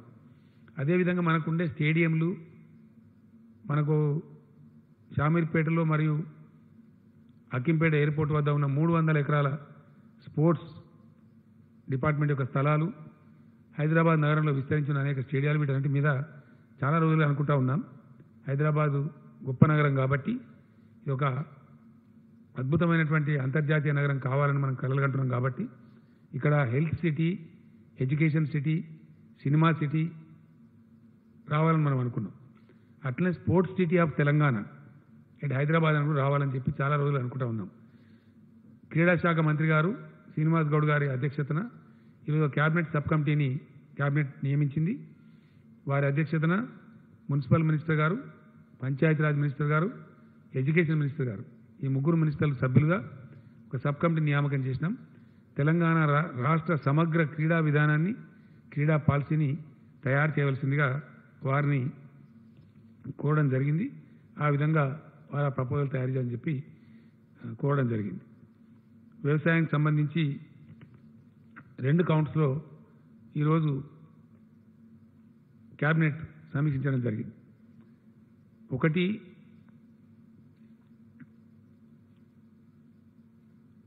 నాకు తెలిసి భారతదేశ చరిత్రలో ఎప్పుడు ఎక్కడ జరగని విధంగా, ఈవెన్ ఇప్పుడు కూడా ఏ రాష్ట్రంలో జరగని విధంగా ఒక తెలంగాణ రాష్ట్రంలో మాత్రమే రైతులు పండించిన పంటలన్నీ ప్రభుత్వం కొంటా ఉంది.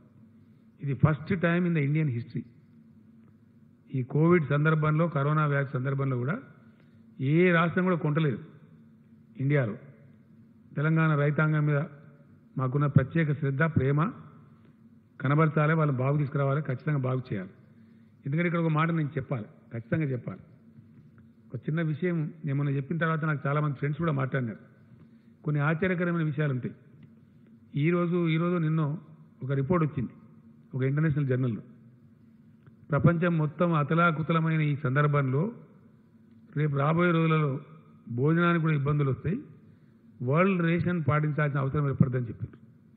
వరల్డ్ రేషన్ రెగ్యులేట్ చేసుకోవాల్సి వస్తుంది, చాలా దారుణమైన పరిస్థితులు ఏర్పడే ప్రమాదం ఉందని కూడా నిపుణులు తమ నివేదికలు ఇస్తూ ఉన్నారు.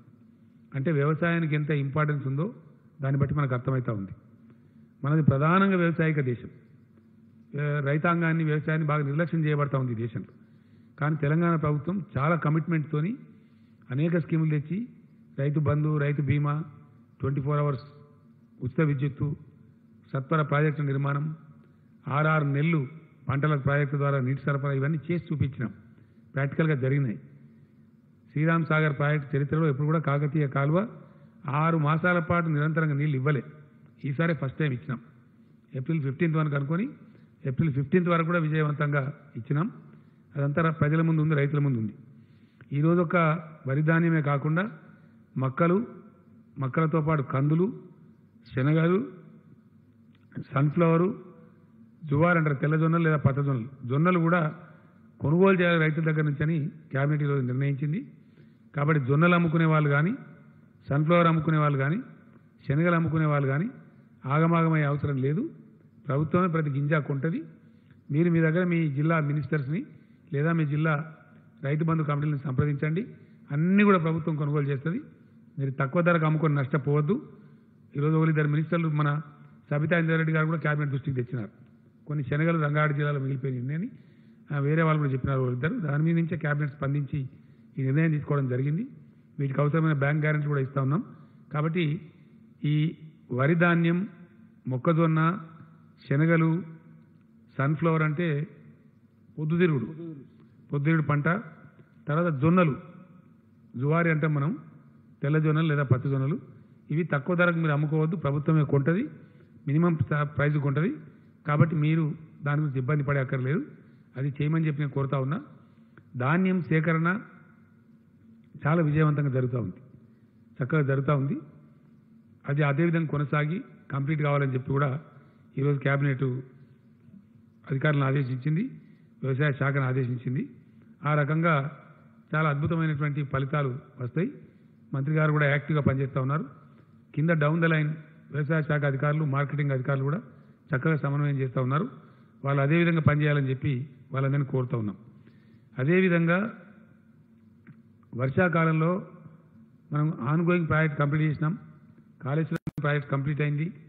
ఈరోజే కాళేశ్వరం నీళ్లు సిద్దిపేటకు చేరుకున్నాయి. కొద్ది రోజులలోనే కొండపోచమ్మ సాగర్ దాకా కూడా వస్తాయి. కాబట్టి అనుకున్న లక్ష్యం దిశగా కాళేశ్వరం పరుగులు పెడతా ఉంది. అది ఖచ్చితంగా జూన్ నుంచి మొత్తం ఏరియాకు నీళ్ళు వస్తాయి, మనం అనుకున్న పద్ధతిలో వస్తాయి. కాబట్టి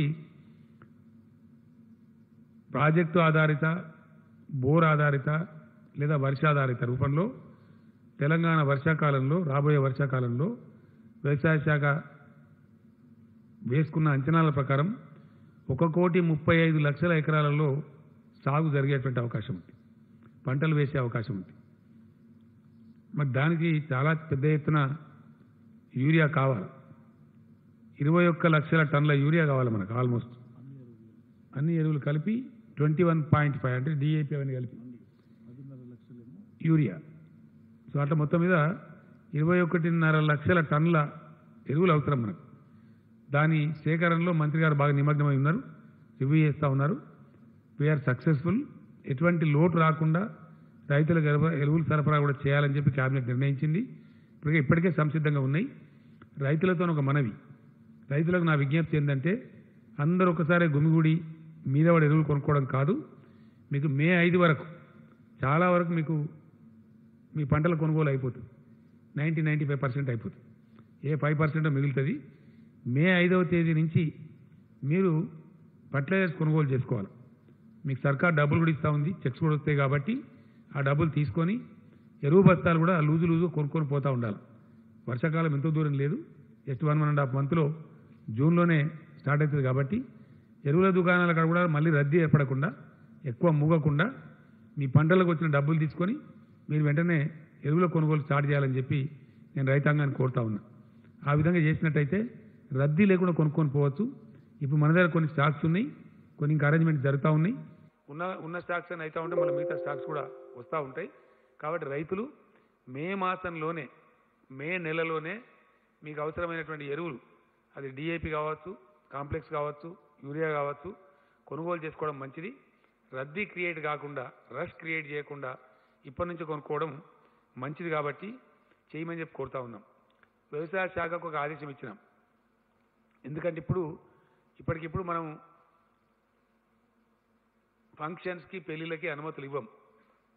మే 7 తర్వాత కూడా బహుశా ఇచ్చే అవకాశం ఉండదు. ఎందుకంటే మళ్ళీ ఒక్కసారి అంత ఓపెన్ చేసి ఫ్లడ్డింగ్ చేయం కాబట్టి చెయ్యం. అంటే దాదాపుగా ఇంకో నెల రోజుల దాకా ఫంక్షన్లు ఉండయి, వేడుకలు ఉండయి, ఇవి కూడా ఉండయి. కాబట్టి ఫంక్షన్ హాల్స్ దండిగా ఉన్నాయి మన రాష్ట్రంలో, గోడౌన్స్ తక్కువ ఉన్నాయి.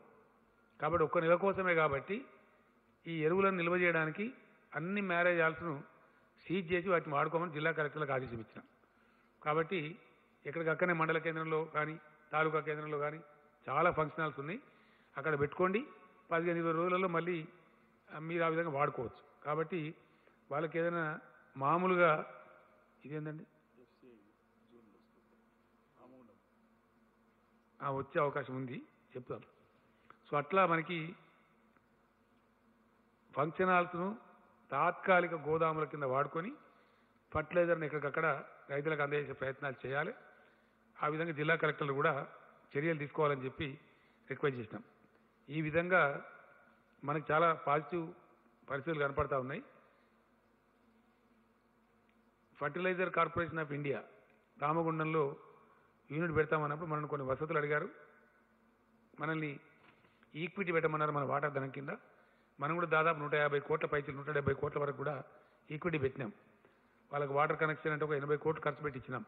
అందులో ఆ ఫ్యాక్టరీలో మన వాటా కూడా ఉంది. ఆ ఫ్యాక్టరీ గురించి ఇక్కడనే మనకు లోకల్గా ఎరువులు దొరికితే చాలా బాధలు తప్పుతాయి కాబట్టి దాన్ని చేయమని చెప్పినాం. బహుశా జూన్లో ఆ ఫ్యాక్టరీ కూడా అందుబాటులోకి వచ్చే అవకాశం ఉంది. వాళ్ళతో ఫర్టిలైజర్ కార్పొరేషన్ ఆఫ్ ఇండియా వాళ్ళతోని వ్యవసాయ శాఖ మంత్రి గారే నిరంజన్ రెడ్డి గారే స్వయంగా మాట్లాడినారు. మోస్ట్ లైక్లీ జూన్లో ఉత్పత్తి ప్రారంభమయ్యే అవకాశం ఉంటుంది. అప్పుడు మనకి ఇంకా కూడా ఎరువుల కొరత బాగా తీరిపోతుంది. ఎక్కడి నుంచో నా ఉత్తర భారతం నుంచి అక్కడి నుంచో రావడం కాకుండా ఈ విధంగా మన రాష్ట్రం యొక్క ఎరువుల వాడకాన్ని ముఖ్యంగా యూరియా వాడకానికి అది చాలా మనకు ఉపయోగపడేటువంటి ఆస్కారం ఉంటుంది. ఇట్లా రాష్ట్రాన్ని కాపాడుకుంటూ అన్ని రంగాలను కూడా కాపాడుకుంటూ అన్ని రకాల ప్రజలను కాపాడుకుంటూ ముందుకు పోవాల్సిన అవసరం దృష్ట్యా ఇది మనం ఈ రకమైనటువంటి నిర్ణయాలు తీసుకున్నాం, ముందుకు పోతూ ఉన్నాం. కాబట్టి దయచేసి ప్రజలకు నేను పదే పదే విజ్ఞప్తి చేస్తూ ఉన్నా, ఇది ఇంకింత కఠినంగా లాక్డౌన్ అమలు చేయాలి, మరింత కఠినంగా. బయటికి వచ్చే వాళ్ళు రాకండి. ఇప్పటికే చాలా కేసులు పెట్టినారు పోలీసులు, చాలా వాహనాలు సీజ్ చేసినారు. దాదాపు 35-40 వేల వాహనాలు కూడా 50,000 వాహనాలు కూడా సీజ్ చేసినారు. ఎందుకు అనవసరంగా బయటికి రావడం ఎందుకు, ఆ సీజర్ ఎందుకు? కాబట్టి అత్యవసరం ఉన్న వాళ్ళకు ప్రభుత్వమే కొన్ని పాసులు ఇస్తూ ఉన్నారు, కొంత అవకాశం కల్పిస్తూ ఉన్నారు. కాబట్టి దయచేసి ఇళ్ళ నుంచి రాకండి. వ్యాధి మన దగ్గర తగ్గుతుందని కూడా తగ్గడం లేదు, సమాన స్థాయిలో ఉంది. ఏ మూలకి ఏ విపత్తు వస్తుందో తెలియదు. అనవసరంగా పూసుకుంటే ఇబ్బంది వస్తుంది. ఇలాగ ఈ జొమాటో ఇంకోటి ఏంటది స్విగ్గీ దాన్ని మూసేసినామంటే మాకు సంతోషం లేదు. దాని మీద కూడా ప్రభుత్వానికి వచ్చే ట్యాక్స్ పోతుంది. యాక్చువల్గా వాళ్ళు పోతే సేల్స్ ట్యాక్స్ వస్తుంది మనకి ప్రభుత్వానికి, అది ప్రభుత్వం నష్టపడుతుంది. కానీ మూసిన కారణం ఏంటంటే ఆ ఢిల్లీ ఉదాహరణ చూస్తే భయపడతా ఉంది. అనవసరంగా ఎవరు నలుగురికి అంటుకుంటే మళ్ళీ అది 100 మందికి 1000 మందికి పోతే చాలా ప్రమాదం వచ్చే ఆస్కారం ఉంటుంది. కాబట్టి ఈ చర్యలు ఎవ్వి ప్రభుత్వం తీసుకున్నా దయచేసి ప్రజల యొక్క క్షేమాన్ని, ప్రజల యొక్క మేలును దృష్టిలో పెట్టుకొని చేస్తారు తప్ప వేరే ఉద్దేశం కాదు. కాబట్టి అందరూ కూడా సహకరించాలి. ఎక్కడైనా ఇంకేమైనా లోటుపాట్లు ఉన్నట్టయితే, ఇంకా కూడా సహాయం చేరకుండా ఉన్నట్టయితే, ఇంకా కూడా ఏదైనా ప్రభుత్వ సహకారం మీకు అవసరం ఉన్నట్టయితే వెంటనే డయల్ 100కి ఫోన్ చేయండి. మీ దగ్గర ఉండేటువంటి మీ శాసనసభ్యులకు తెలియజేయండి, మీ సర్పంచ్లకు తెలియజేయండి, దాంతోపాటు అధికారులకు తెలియజేయండి, మీ జిల్లా కలెక్టర్ గారికి తెలియజేయండి. తప్పకుండా ప్రభుత్వం మీకున్న కష్టాలు తొలగించడానికి అన్ని ప్రయత్నాలు చేస్తుంది. కాబట్టి ఆ రకంగా ముందుకు పోదాం.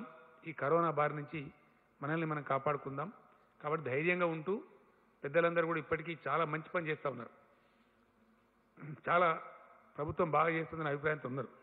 కాబట్టి అదే విధమైనటువంటి ప్రజలు ప్రభుత్వం కలిసి గట్టిగా దీన్ని ఎదుర్కొంటే ఈ ఉత్పాతం నుంచి, ఈ ప్రమాదం నుంచి మనల్ని మనం రక్షించుకోవచ్చు. నేను మళ్ళొక్కసారి గుర్తు చేస్తా ఉన్న ప్రజలకి, దీనికి ఇప్పటికీ ప్రపంచంలో మందు లేదు. ఉపశమన చర్యలకు వాడే హైడ్రాక్సీ క్లోరోక్విన్, జ్వరం తగ్గించడానికి అదే పారాసిటమాలు, టెంపరేచర్ తగ్గించడానికి తప్పితే అజిత్రోమైసిన్ అని ట్యాబ్లెట్లు అవి తప్ప నిర్దిష్టమైనటువంటి మందు దీనికి లేదు. దీని మళ్ళీ నేను మే 5th ఇంకా డీటెయిల్గా చెప్తాను. ఇప్పటిదాకా మందు లేదు. ఇంకా కొన్ని విషయాలు చాలా ఆశ్చర్యంగా ఉన్నాయి, ఎందుకంటే చాలా తమాషా జరగబోద్దని చెప్తా ఉన్నారు. కాబట్టి వ్యవసాయం జరగాల, ఆ వ్యవసాయం కూడా దయచేసి విడివిడిగా ఉండాలా. ఒక మాట చెప్తాను నేను ముగించే ముందు. ఈరోజు ఇండియా 135 కోట్ల జనాభా ఉన్న భారతావనికి అన్నం పెట్టగలిగేటువంటి దేశం ఏదైనా ఉందా ప్రపంచంలో? లేదు. మన పెద్దలు చెప్తారు, పిచ్చి పిచ్చి పనులు చేస్తే దరిద్రం పోతావు, నువ్వు దెబ్బతింటావు, దివాలా అవుతావు, దివాలా అయితే అడుక్కొని తినాలని చెప్తారు. మనం కూడా వ్యవసాయం నిర్లక్ష్యం చేస్తే అడుక్కొని తినాలంటారు. అడుక్కొని తిందామంటే కూడా పెట్టే శక్తి ఉనికి లేదు. అంటే మన వ్యవసాయాన్ని మనం కాపాడుకోవాలి, మన రైతాంగాన్ని కాపాడుకోవాలి. 135 కోట్ల కడుపులు నిండాలి 2 పూటలు అంటే మనకు ఏ దేశానికి కూడా మన తెలంగాణ కంటేనే 100 దేశాలు చిన్నవి ఉన్నాయి ఈ గ్లోబ్ మీద. మనతో పాటు సమానంగా మనకన్నా కొంచెం పెద్దగా ఉన్న దేశం చైనా ఉంది. వాళ్ళ పొట్టలకు వాళ్ళే సరిపోతారు. కాబట్టి మన పొట్టలు మనమే నింపుకోవాలి. అందువల్ల వ్యవసాయానికి ఉన్న ఇంపార్టెన్స్ అది. కాబట్టి వ్యవసాయాన్ని కొనసాగించాలి, వ్యవసాయ పనులు కొనసాగించాలి, దాని అనుబంధ పరిశ్రమలు కూడా కొనసాగించాలి, ఫుడ్ ప్రాసెసింగ్ యూనిట్స్ కూడా కొనసాగించాలి. ఎందువల్ల మనకు ఆహారం అవసరం కాబట్టి. ప్రపంచమే ఇప్పుడు ఆహార విధానంలో ఒడిదుడుకులకు లోనయ్యేటువంటి ఆస్కారం ఉంది. మనం భారతదేశం ఆల్రెడీ సెల్ఫ్ రిలయంట్గా ఉన్నాం. అంటే స్వావలంబన ఫుడ్ సెక్టర్లో, ఆహార నిల్వలలో, ఆహార విధానంలో మనము ఇంకో నడుకుతనే పరిస్థితులు లేం భారతదేశం. అందుకనే మన ప్రధానమంత్రి గారు చెప్పింది కూడా, భారతదేశం ఎట్టి పరిస్థితులలో మనం ఖచ్చితంగా వ్యవసాయ నిర్లక్ష్యం చేయవద్దు, నరేగాను కూడా కలపండి అని చెప్పినాం, భారత ప్రభుత్వాన్ని కోరినాం. ఇందాకనే ప్రైమ్ మినిస్టర్ గారు నాతో మాట్లాడినారు. నేను మళ్ళా కూడా చెప్పినాను. ఇంకో విషయం కూడా ఇక్కడ చెప్పాల్సిన అక్కడ ఉంది. ఆర్థిక పరంగా దేశం ముందుకు రావాలి. సెంట్రల్ బ్యాంకులు, రిజర్వ్ బ్యాంకులు ఏ దేశమైనా పెట్టుకునేది ఎందుకు? ఎట్టి పరిస్థితుల్లో ఇట్లాంటి విపత్తులు వచ్చినప్పుడు, విపత్కర పరిస్థితి వచ్చినప్పుడు పెట్టాల్సిన అవసరం ఉంటుంది. మళ్ళా ఒకసారి నేను అప్పీల్ చేస్తా ఉన్నా భారత ప్రభుత్వానికి, ఈ దేశంలో ఫిస్కల్ పాలసీ మీ చేతుల్లో ఉంది, రాష్ట్రాల చేతుల్లో లేదు. దేశ విత్త విధానం, దాని కరెక్ట్ తెలుగులో చెప్పాలంటే దేశం యొక్క విత్త విధానం, కంట్రీస్ ఎకనామిక్ పాలసీ కేంద్రం తన ఆధీనంలో పెట్టుకున్నది. కేంద్ర ఆధీనంలో అది ఉంది కాబట్టి ఏం చేయాలన్నా కేంద్రం చేయాలి. కాబట్టి సత్వరమే కేంద్రం నిర్ణయాలు తీసుకున్నాం. ప్రైమ్ మినిస్టర్ గారిని ఇప్పుడు కూడా కోరినాం. Even now I have requested the honourable prime minister, వెంటనే ఎఫ్ఆర్బిఎం పెంచండి రాష్ట్రాలకు. అది మీ మీద పడే భారమేం కాదు, రాష్ట్రాలే తిరిగి తీర్చుకుంటాయి. ఇప్పుడు అవసరం. ఇప్పుడు మేము జీతాలు ఇవ్వలేక బాధపడతా ఉన్నాం, వాళ్ళు అర్ధాకలితో ఉంచుతున్నామా ఉద్యోగస్తుల్ని. చాలా చాలా కంజెషన్, ఎందుకంటే భవిష్యత్తు ఏందో తెలియదు కాబట్టి చాలా చూసుకొని నడవాల్సి వస్తూ ఉన్నది. అత్యవసర విభాగాలు కొనసాగాల, వాళ్ళు కష్టం రిస్క్ తీసుకొని పనిచేస్తున్నారు కాబట్టి వాళ్ళని కొంచెం ప్రోత్సహించాలా. ఇవన్నీ బ్యాలెన్స్ చేసుకొని పోవాలి. ఇది చాలా కష్టంతో కూడుకున్న పని. కాబట్టి నేను మొన్న చెప్పిన క్వాంటిటేటివ్ ఈజింగ్ హెలికాప్టర్ మనీ అని చెప్పిన, అది కొందరికి అర్థమైంది, కొందరికి అర్థం కాలేదు. ఈ ఎకానమిస్టులు ఉంటారు, ఆర్థిక శాస్త్రవేత్తలు, వీళ్ళు ఒక ముఠా ఉండరు, వాళ్ళకు రకరకాల ఆలోచనలు ఉంటాయి. ఒక ఆయన దాన్ని మించింది లేదని ఇంకొక ఆయన చెప్తున్నారు. కొంతమంది అయితే పనికిరాదని చెప్తున్నారు. వాళ్ళకంతా భిన్న ధృవాలు ఉంటాయి. ఈ పండితులకు పైత్యం ఎక్కువ. వాళ్ళు జనరల్గా ఏంటంటే రకరకాల భిన్న ఆలోచనలు కలిగి ఉండి భిన్నమైనవి చెప్తారు. నేనేమంటున్నా అంటే, నేను ప్రపోజ్ చేసినటువంటి క్వాంటిటేటివ్ ఈజింగ్ కాకపోతే క్వాలిటేటివ్ ఈజింగ్ ఇవ్వండి, ఇంకో రూపం తీసుకోండి. హెలికాప్టర్ మనీ కాకపోతే ఎయిర్ క్రాఫ్ట్ మనీ ఇవ్వండి. కేసీఆర్ చెప్పిందే చేయనని లేదు కదా. ఏదో ఒక రూపంలో స్థూలంగా నేను చెప్తున్న అంశం ఏంటంటే, భారతదేశ విత్త విధానం, కంట్రీస్ ఎకనామిక్ పాలసీ కేంద్ర ప్రభుత్వం దగ్గర ఉంది, కేంద్రం ఆధీనంలో ఉంది, రాష్ట్రాలకు దానిలో అధికారం లేదు. కాబట్టి కేంద్రం తక్షణం స్పందించాల్సిన అవసరం ఉంది. ఏ పద్ధతి వీలైతే ఆ పద్ధతి, కేసీఆర్ చెప్పిన పద్ధతి అని అనుకోవడానికి అవసరం లేదు. ఏ పద్ధతి ఉత్తమం అనుకుంటే ఆ పద్ధతిలో రాష్ట్రాలకు అవసరమైన వెసులుబాటు కేంద్రం వెంటనే కల్పించాలి. లేకపోతే ఇబ్బంది వస్తుంది, చాలా ఇబ్బంది వస్తుంది, చాలా ఘోరమైన పరిస్థితులు ఏర్పడే అవకాశం ఉంటుంది, ఒక అరాచకం ఏర్పడే అవకాశం ఉంటుంది. కాబట్టి కేంద్రం ఇంకా తాత్సారం చేయకుండా మేము ఎక్స్పెక్ట్ చేస్తున్నాం. ప్రైమ్ మినిస్టర్ గారు కూడా నాకు ఇప్పుడు ఆశాభంగానే మాట్లాడినారు. చేస్తున్నాం, మా ప్రయత్నం అంతా మేము చేస్తున్నాం వారు కూడా చెప్పారు. చాలా పాజిటివ్ నిర్ణయాలు కేంద్రం నుంచి వస్తాయనే మేము ఆశతో ఉన్నాం, ఎదురు చూస్తూ ఉన్నాం. ఆ విధంగా చూద్దాం, పరిస్థితులు ఏ విధంగా వస్తాయో దాన్ని బట్టి ముందు మనం కూడా నిర్ణయాలు తీసుకుంటాం. Thank you. ఆయన కానీ కదా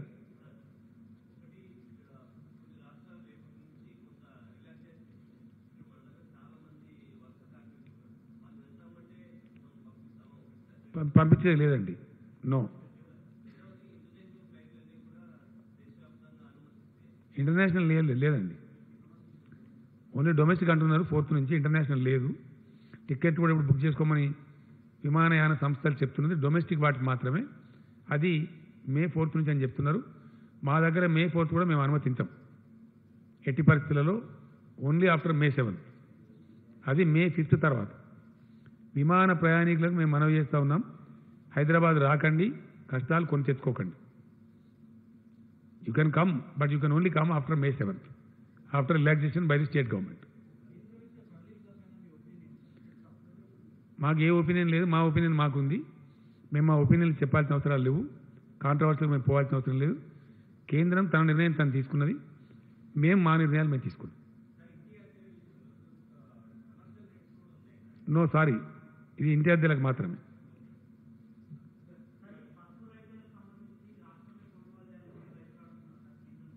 గతంలో ఎప్పుడు కొనుగోలు చేయలేదు, అది అంతా భారీ పంట కాదు, అది పరిశీలిస్తాం. Wheel examine.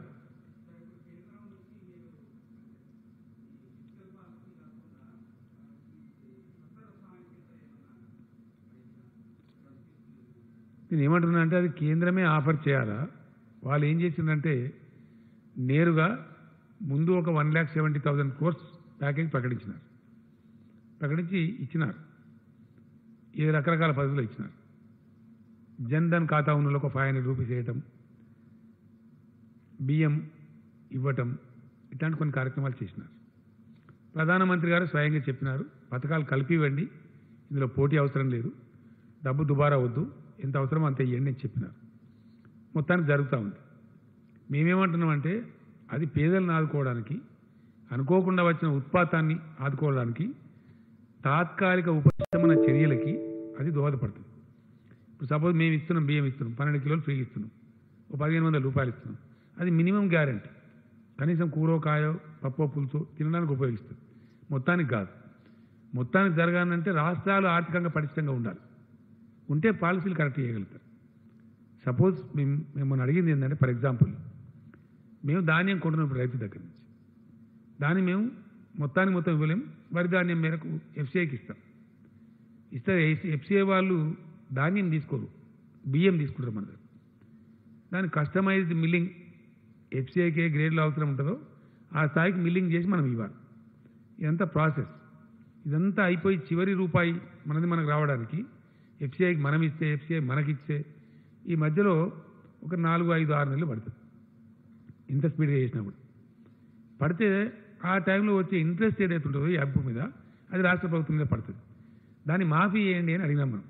అది భారం కానియకండి రాష్ట్రం మీద, దాన్ని మాఫీ చేయండి, ఆదేశం ఇవ్వండి, మీరు ఆర్బీఐ ద్వారా బ్యాంకులకు ఆర్డర్స్ ఇవ్వండి అని అడిగినాం. అదేం గొంతెమ్మ కోరిక కాదు కదా, కేంద్రం చేయవచ్చు. నేను ప్రైమ్ మినిస్టర్ గారికి అదే చెప్పిన, క్వాంటిటేటివ్ ఈజింగ్, హెలికాప్టర్ మనీ అట్లా పెట్టినా ఇవన్నీ చేయొచ్చు కదా అర్జెంటుగా. రాష్ట్రాల యొక్క రుణ పరిమితి పెంచవచ్చు, నథింగ్ ప్రివెంట్స్. ఇట్లాంటి నేను చెప్పినటువంటి వాటి సడలింపులు ఇవ్వవచ్చు, నథింగ్ ప్రివెంట్స్. మేము ఇంకోటి అడిగినాం, ఈ 6 months ఎకానమీ దెబ్బతింటాం కాబట్టి first quarter of 2021 and second quarter మేము రాష్ట్ర ప్రభుత్వాలు చెల్లించే అప్పులు ఉన్నాయి. అందులో మేము 2 రకాల అప్పులు ఉంటాయి మాకు. కేంద్రానికి రిజర్వ్ బ్యాంక్ పూచి ఉండి ఇచ్చినటువంటి అప్పులు ఉంటాయి, దాన్ని ఎఫ్ఆర్బిఎం లోన్స్ అంటారు. అదర్ దాని ఎఫ్ఆర్బిఎం లోన్స్ మా జిఎస్డిపి అగ్నెస్ట్గా మేము తీసుకునేవి ఉంటాయి. సపోజ్ మనం కాళేశ్వరం ప్రాజెక్ట్ తెచ్చుకున్నాం, బాలమూలు తెచ్చుకున్నాం, ఆర్ఈసీ నుంచి కానీ పిఎఫ్సి నుంచి కానీ తెచ్చుకున్నాం.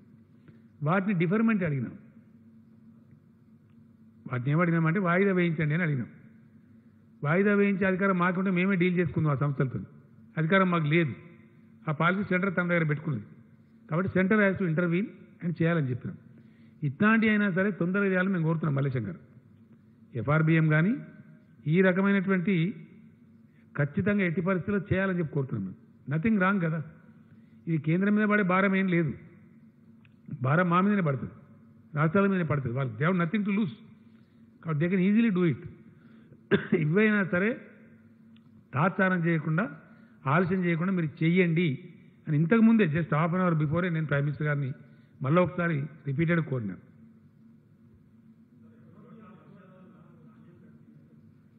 అన్నీ కొంటామండి, దానికి ఏం సిల్లి, అది ఎంత పెద్ద 1 కోటి టన్నులు కొనేటప్పుడు అది ఏముంటుందండి అని అయితే అనుభూతి పెద్ద. ఒకరోజు ఆరబెట్టి మళ్ళీ కొనేస్తారండి పెద్ద. నాకు తెలిసి లిమిటెడ్గా నడుస్తున్నట్టున్నాయి, దానిలో చూడలేదు, దాన్ని పరిశీలన చేయాలి కదా, నాకు ఐడియా లేదు. చేయమండి, అవసరం లేదు. ఎందుకంటే ఇష్టమైన అడగోలుగా చేస్తే నేను మొన్న కూడా చెప్పినా మళ్ళీ కూడా చెప్తాను, టెస్టులకు సంబంధించి ఆల్ ఇండియా యావరేజ్ కంటే మనం చాలా హెడ్ ఉన్నాం. వ్యాధి విస్తరణకు సంబంధించి మనం ఎక్కువ ఉన్నాం, మనం మంచిగా ఉన్నాం. అవన్నీ ఇచ్చిన మీకు వివరాలు మీ పేపర్లో ఉన్నాయి. ఆ క్వశ్చన్లు రావద్దని మీకు పేపర్లు ఇచ్చినాం మేము. డెత్ రేట్లో కూడా మనం చాలా మెరుగ్గా ఉన్నాం. కాబట్టి ఏది పడితే అది అడగోలుగా చేసి ప్రైవేట్కి ఇచ్చి ఇటు ఇచ్చి కొంతమంది కొన్ని అభిప్రాయాలు ఉన్నాయి. కాబట్టి మేము మా కంట్రోల్లోనే ఉంచుకోవాల్సింది. ఇది ప్రత్యేకమైన పరిస్థితి. ఎందుకు మేము గచ్చిబౌలి అర్జెంటుగా 1500 హాస్పిటల్ ఎందుకు తయారు చేసినాం? మాకైతే చాలా నియంత్రణ ఉంటుంది, కంట్రోల్ ఉంటుంది. ఒక్క చేమికలు 12 వాళ్ళు అంటారు చూడండి మన ఊళ్ళల్లో. అప్పుడు ఏమైందంటే తెలుస్తుంది మనకి ఏం జరుగుతుంది, స్టేటస్ ఏంది, కరెక్ట్ ఏంది, మంచి ఏంది, చెడ్డ ఏంది, కంట్రోల్ ఉంటుంది. మా శక్తి మించినప్పుడు తప్పకుండా ప్రైవేట్ ఇన్వాల్వ్ చేస్తాం. ఇలా 1500 పర్ డే టెస్టింగ్ కెపాసిటీ ఉంది మనకి. ఇనిషియల్గా ఉన్నట్టు లేము. కాబట్టి ఖచ్చితంగా గవర్నమెంట్లోనే టెస్టులు జరుగుతాయి, గవర్నమెంట్లోనే జరుగుతుంది. అత్యవసరం అయితే తప్ప అటువంటి అవసరం లేదు మనకి ప్రస్తుతానికి. అవసరమైనప్పుడు తప్పకుండా ఆలోచన చేస్తాం. ఒక్కరండి.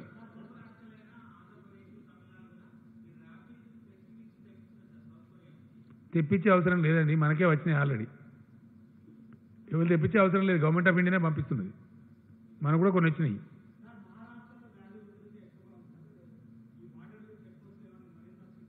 చేసినాం, ఆల్రెడీ చేసినాం. మనకంటే ఎక్కువ ప్రజలే చేసినారు. వాళ్ళకి దండం పెట్టాలి. ఎందుకంటే అన్ని గ్రామాల ప్రజలు కూడా రోడ్లను తవ్వేసినండి, మాకు రావద్దని చెప్పి. ఇంకా తమాషా ఏంటంటే హైదరాబాద్ నుంచి పోతే ఊళ్ళో కూడా ఊరు వ్యక్తులను కూడా రాణిస్తలేరు. మీకు కూడా తెలిసి కొన్ని ఉదంతాలు. అంత కఠినంగా ఉన్నాయి గ్రామాలు. బాగా నియంత్రణ పాటిస్తున్నారు వాళ్ళు.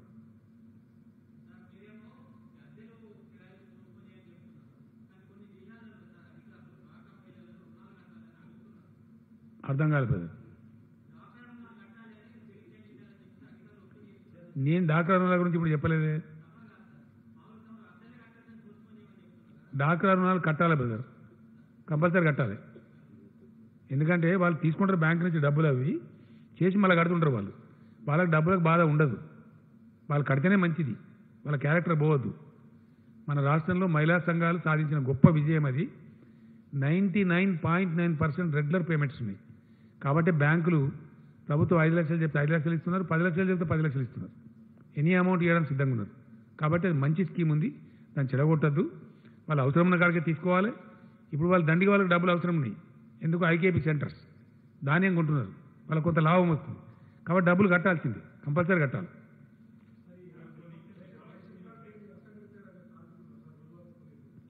నేనేం చెప్తున్నా అంటే ఎవరన్నా ఇబ్బంది ఉంటే మేమందరిని ఆదుకుంటున్నాం. ఇబ్బంది ఉంటే ప్లీజ్ డయల్ 100. రైట్. ఏందండి ఏ విషయంలో తప్పట్టిందండి? ఏ దానిలో వాళ్ళు ప్రభుత్వానికి వచ్చినప్పుడు చాలా గొప్పగా చేయమని చెప్తామండి. గరీబ్ గారు ఎందుకంటే అనవసరం వాళ్ళ గురించి ఏం అర్థం పర్థం ఉండాలి కదా మాట్లాడడానికి. ఇప్పుడు మీకు చెప్పి మీకు ఇచ్చిన కాగితం ఉంది కదండి, దట్ ఇస్ అఫిషియల్ రికార్డ్. మీకు ఇచ్చిన కాగితం ఏదైతే ఉందో that's official record. All India గురించి అయితే మేము తప్పు చెప్పలేం కదా, మేము చెప్తాం అనుకుంటారా? We are ahead of all India average. We are much better than so many states. ఈ గవర్నమెంట్ యొక్క పనితనానికి గది నిదర్శనం. ఎవరో ఆపోజిషన్ ఏం ఆపోజిషన్ ఉన్నారు.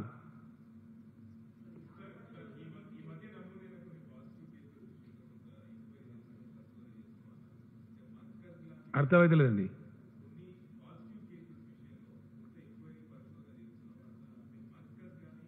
ఏం పరిశోధన లేదు.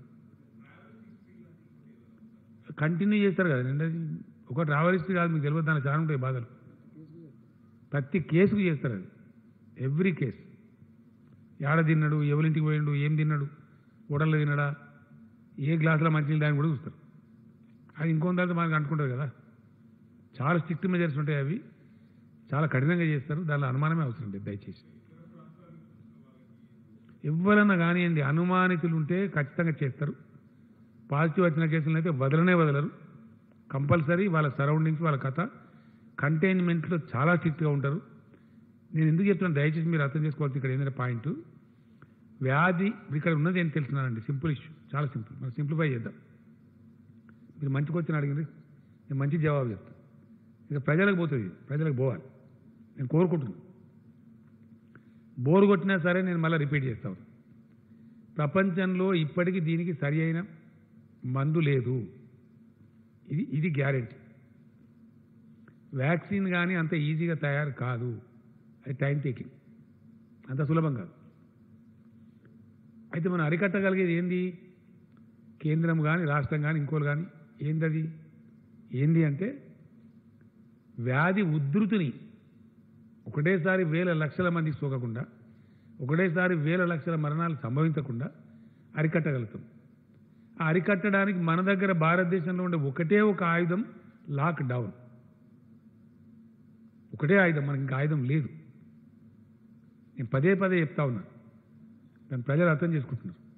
ఇంకా వేరే మార్గం, వేరే గత్యంతరం లేదు.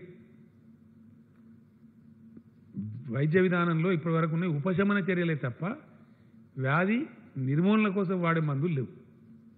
అంటే వ్యాధి మనకు అంటుకోకుండా మనం కాపాడుకోవాలి అంతే. ఇక నేను స్వీయ నియంత్రణ, స్వీయ అంటే వ్యక్తిగత నియంత్రణ.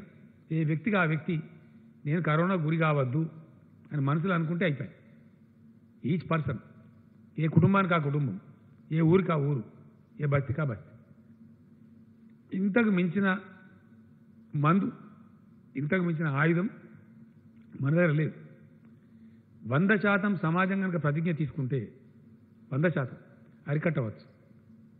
ఫర్ ఎగ్జాంపుల్ కొన్ని దేశాలు ఉన్నవి, వాళ్ళు స్ట్రిక్ట్గా ఉన్నారు, అక్కడ వ్యాధి ఉధృతిని అరికట్టారు, దే ఆర్ సక్సెస్ఫుల్.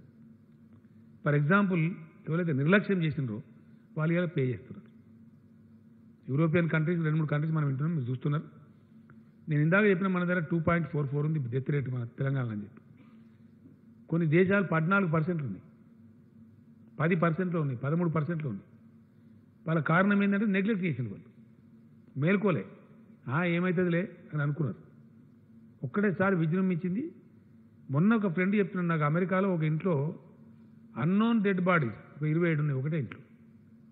అది ఎంత విషాదం! అది మనుషుల శవాలనా? మున్సిపాలిటీ కుక్కల కన్నా అధ్వానం అయిపోయాయి.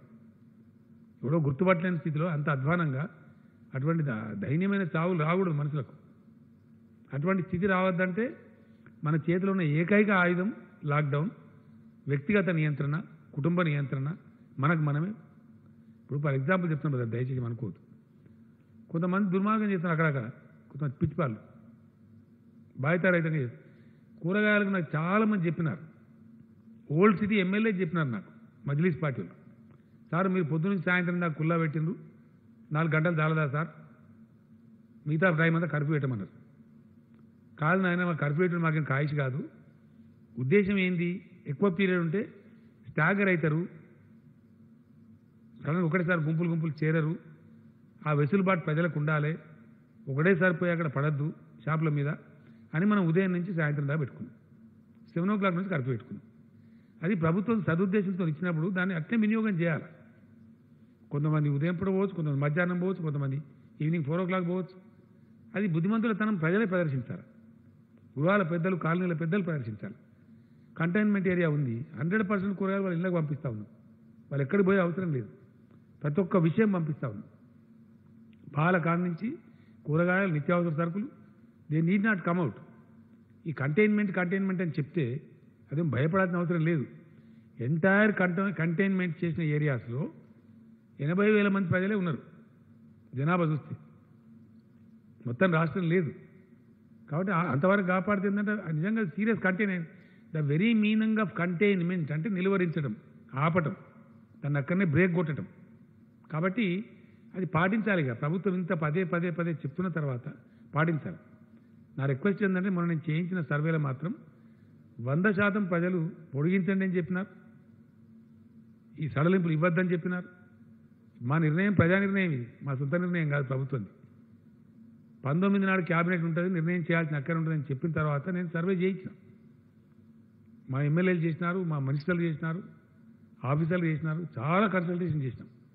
మెజారిటీ అభిప్రాయం, చాలామంది జర్నలిస్ట్ మిత్రులు చాలామంది చెప్పినారు, ఖచ్చితంగా కంటిన్యూ చేయండి సార్, మన రిస్క్ వద్దని కూడా చెప్పినారు.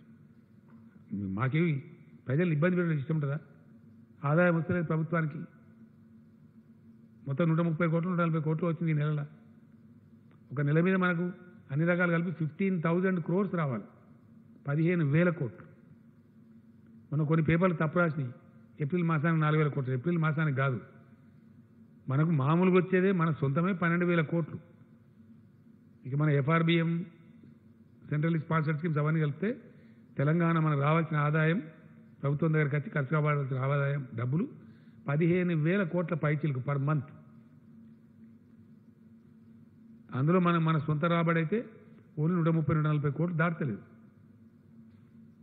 లేదు కదా, యాక్టివిటీ క్లోజ్ అయింది కాబట్టి లేదు. వాహనాలు తిరిగితే కొంత మనకు పెట్రోల్ డీజిల్ మీద కొంత వస్తుంది, బంద్ అయిపోయి మనమే బంద్ చేస్తాం. ఇది అనేక రకాలు ఉంది. దీని అన్నిటి తట్టుకొని ప్రభుత్వం ముందుకోవాలి, కేంద్రం ముందుకు రావాలి. ఈ రెండు ప్రభుత్వాలతో పాటు ప్రజలు కూడా కలిస్తే 100% సక్సెస్ అవుతాం. Thank you.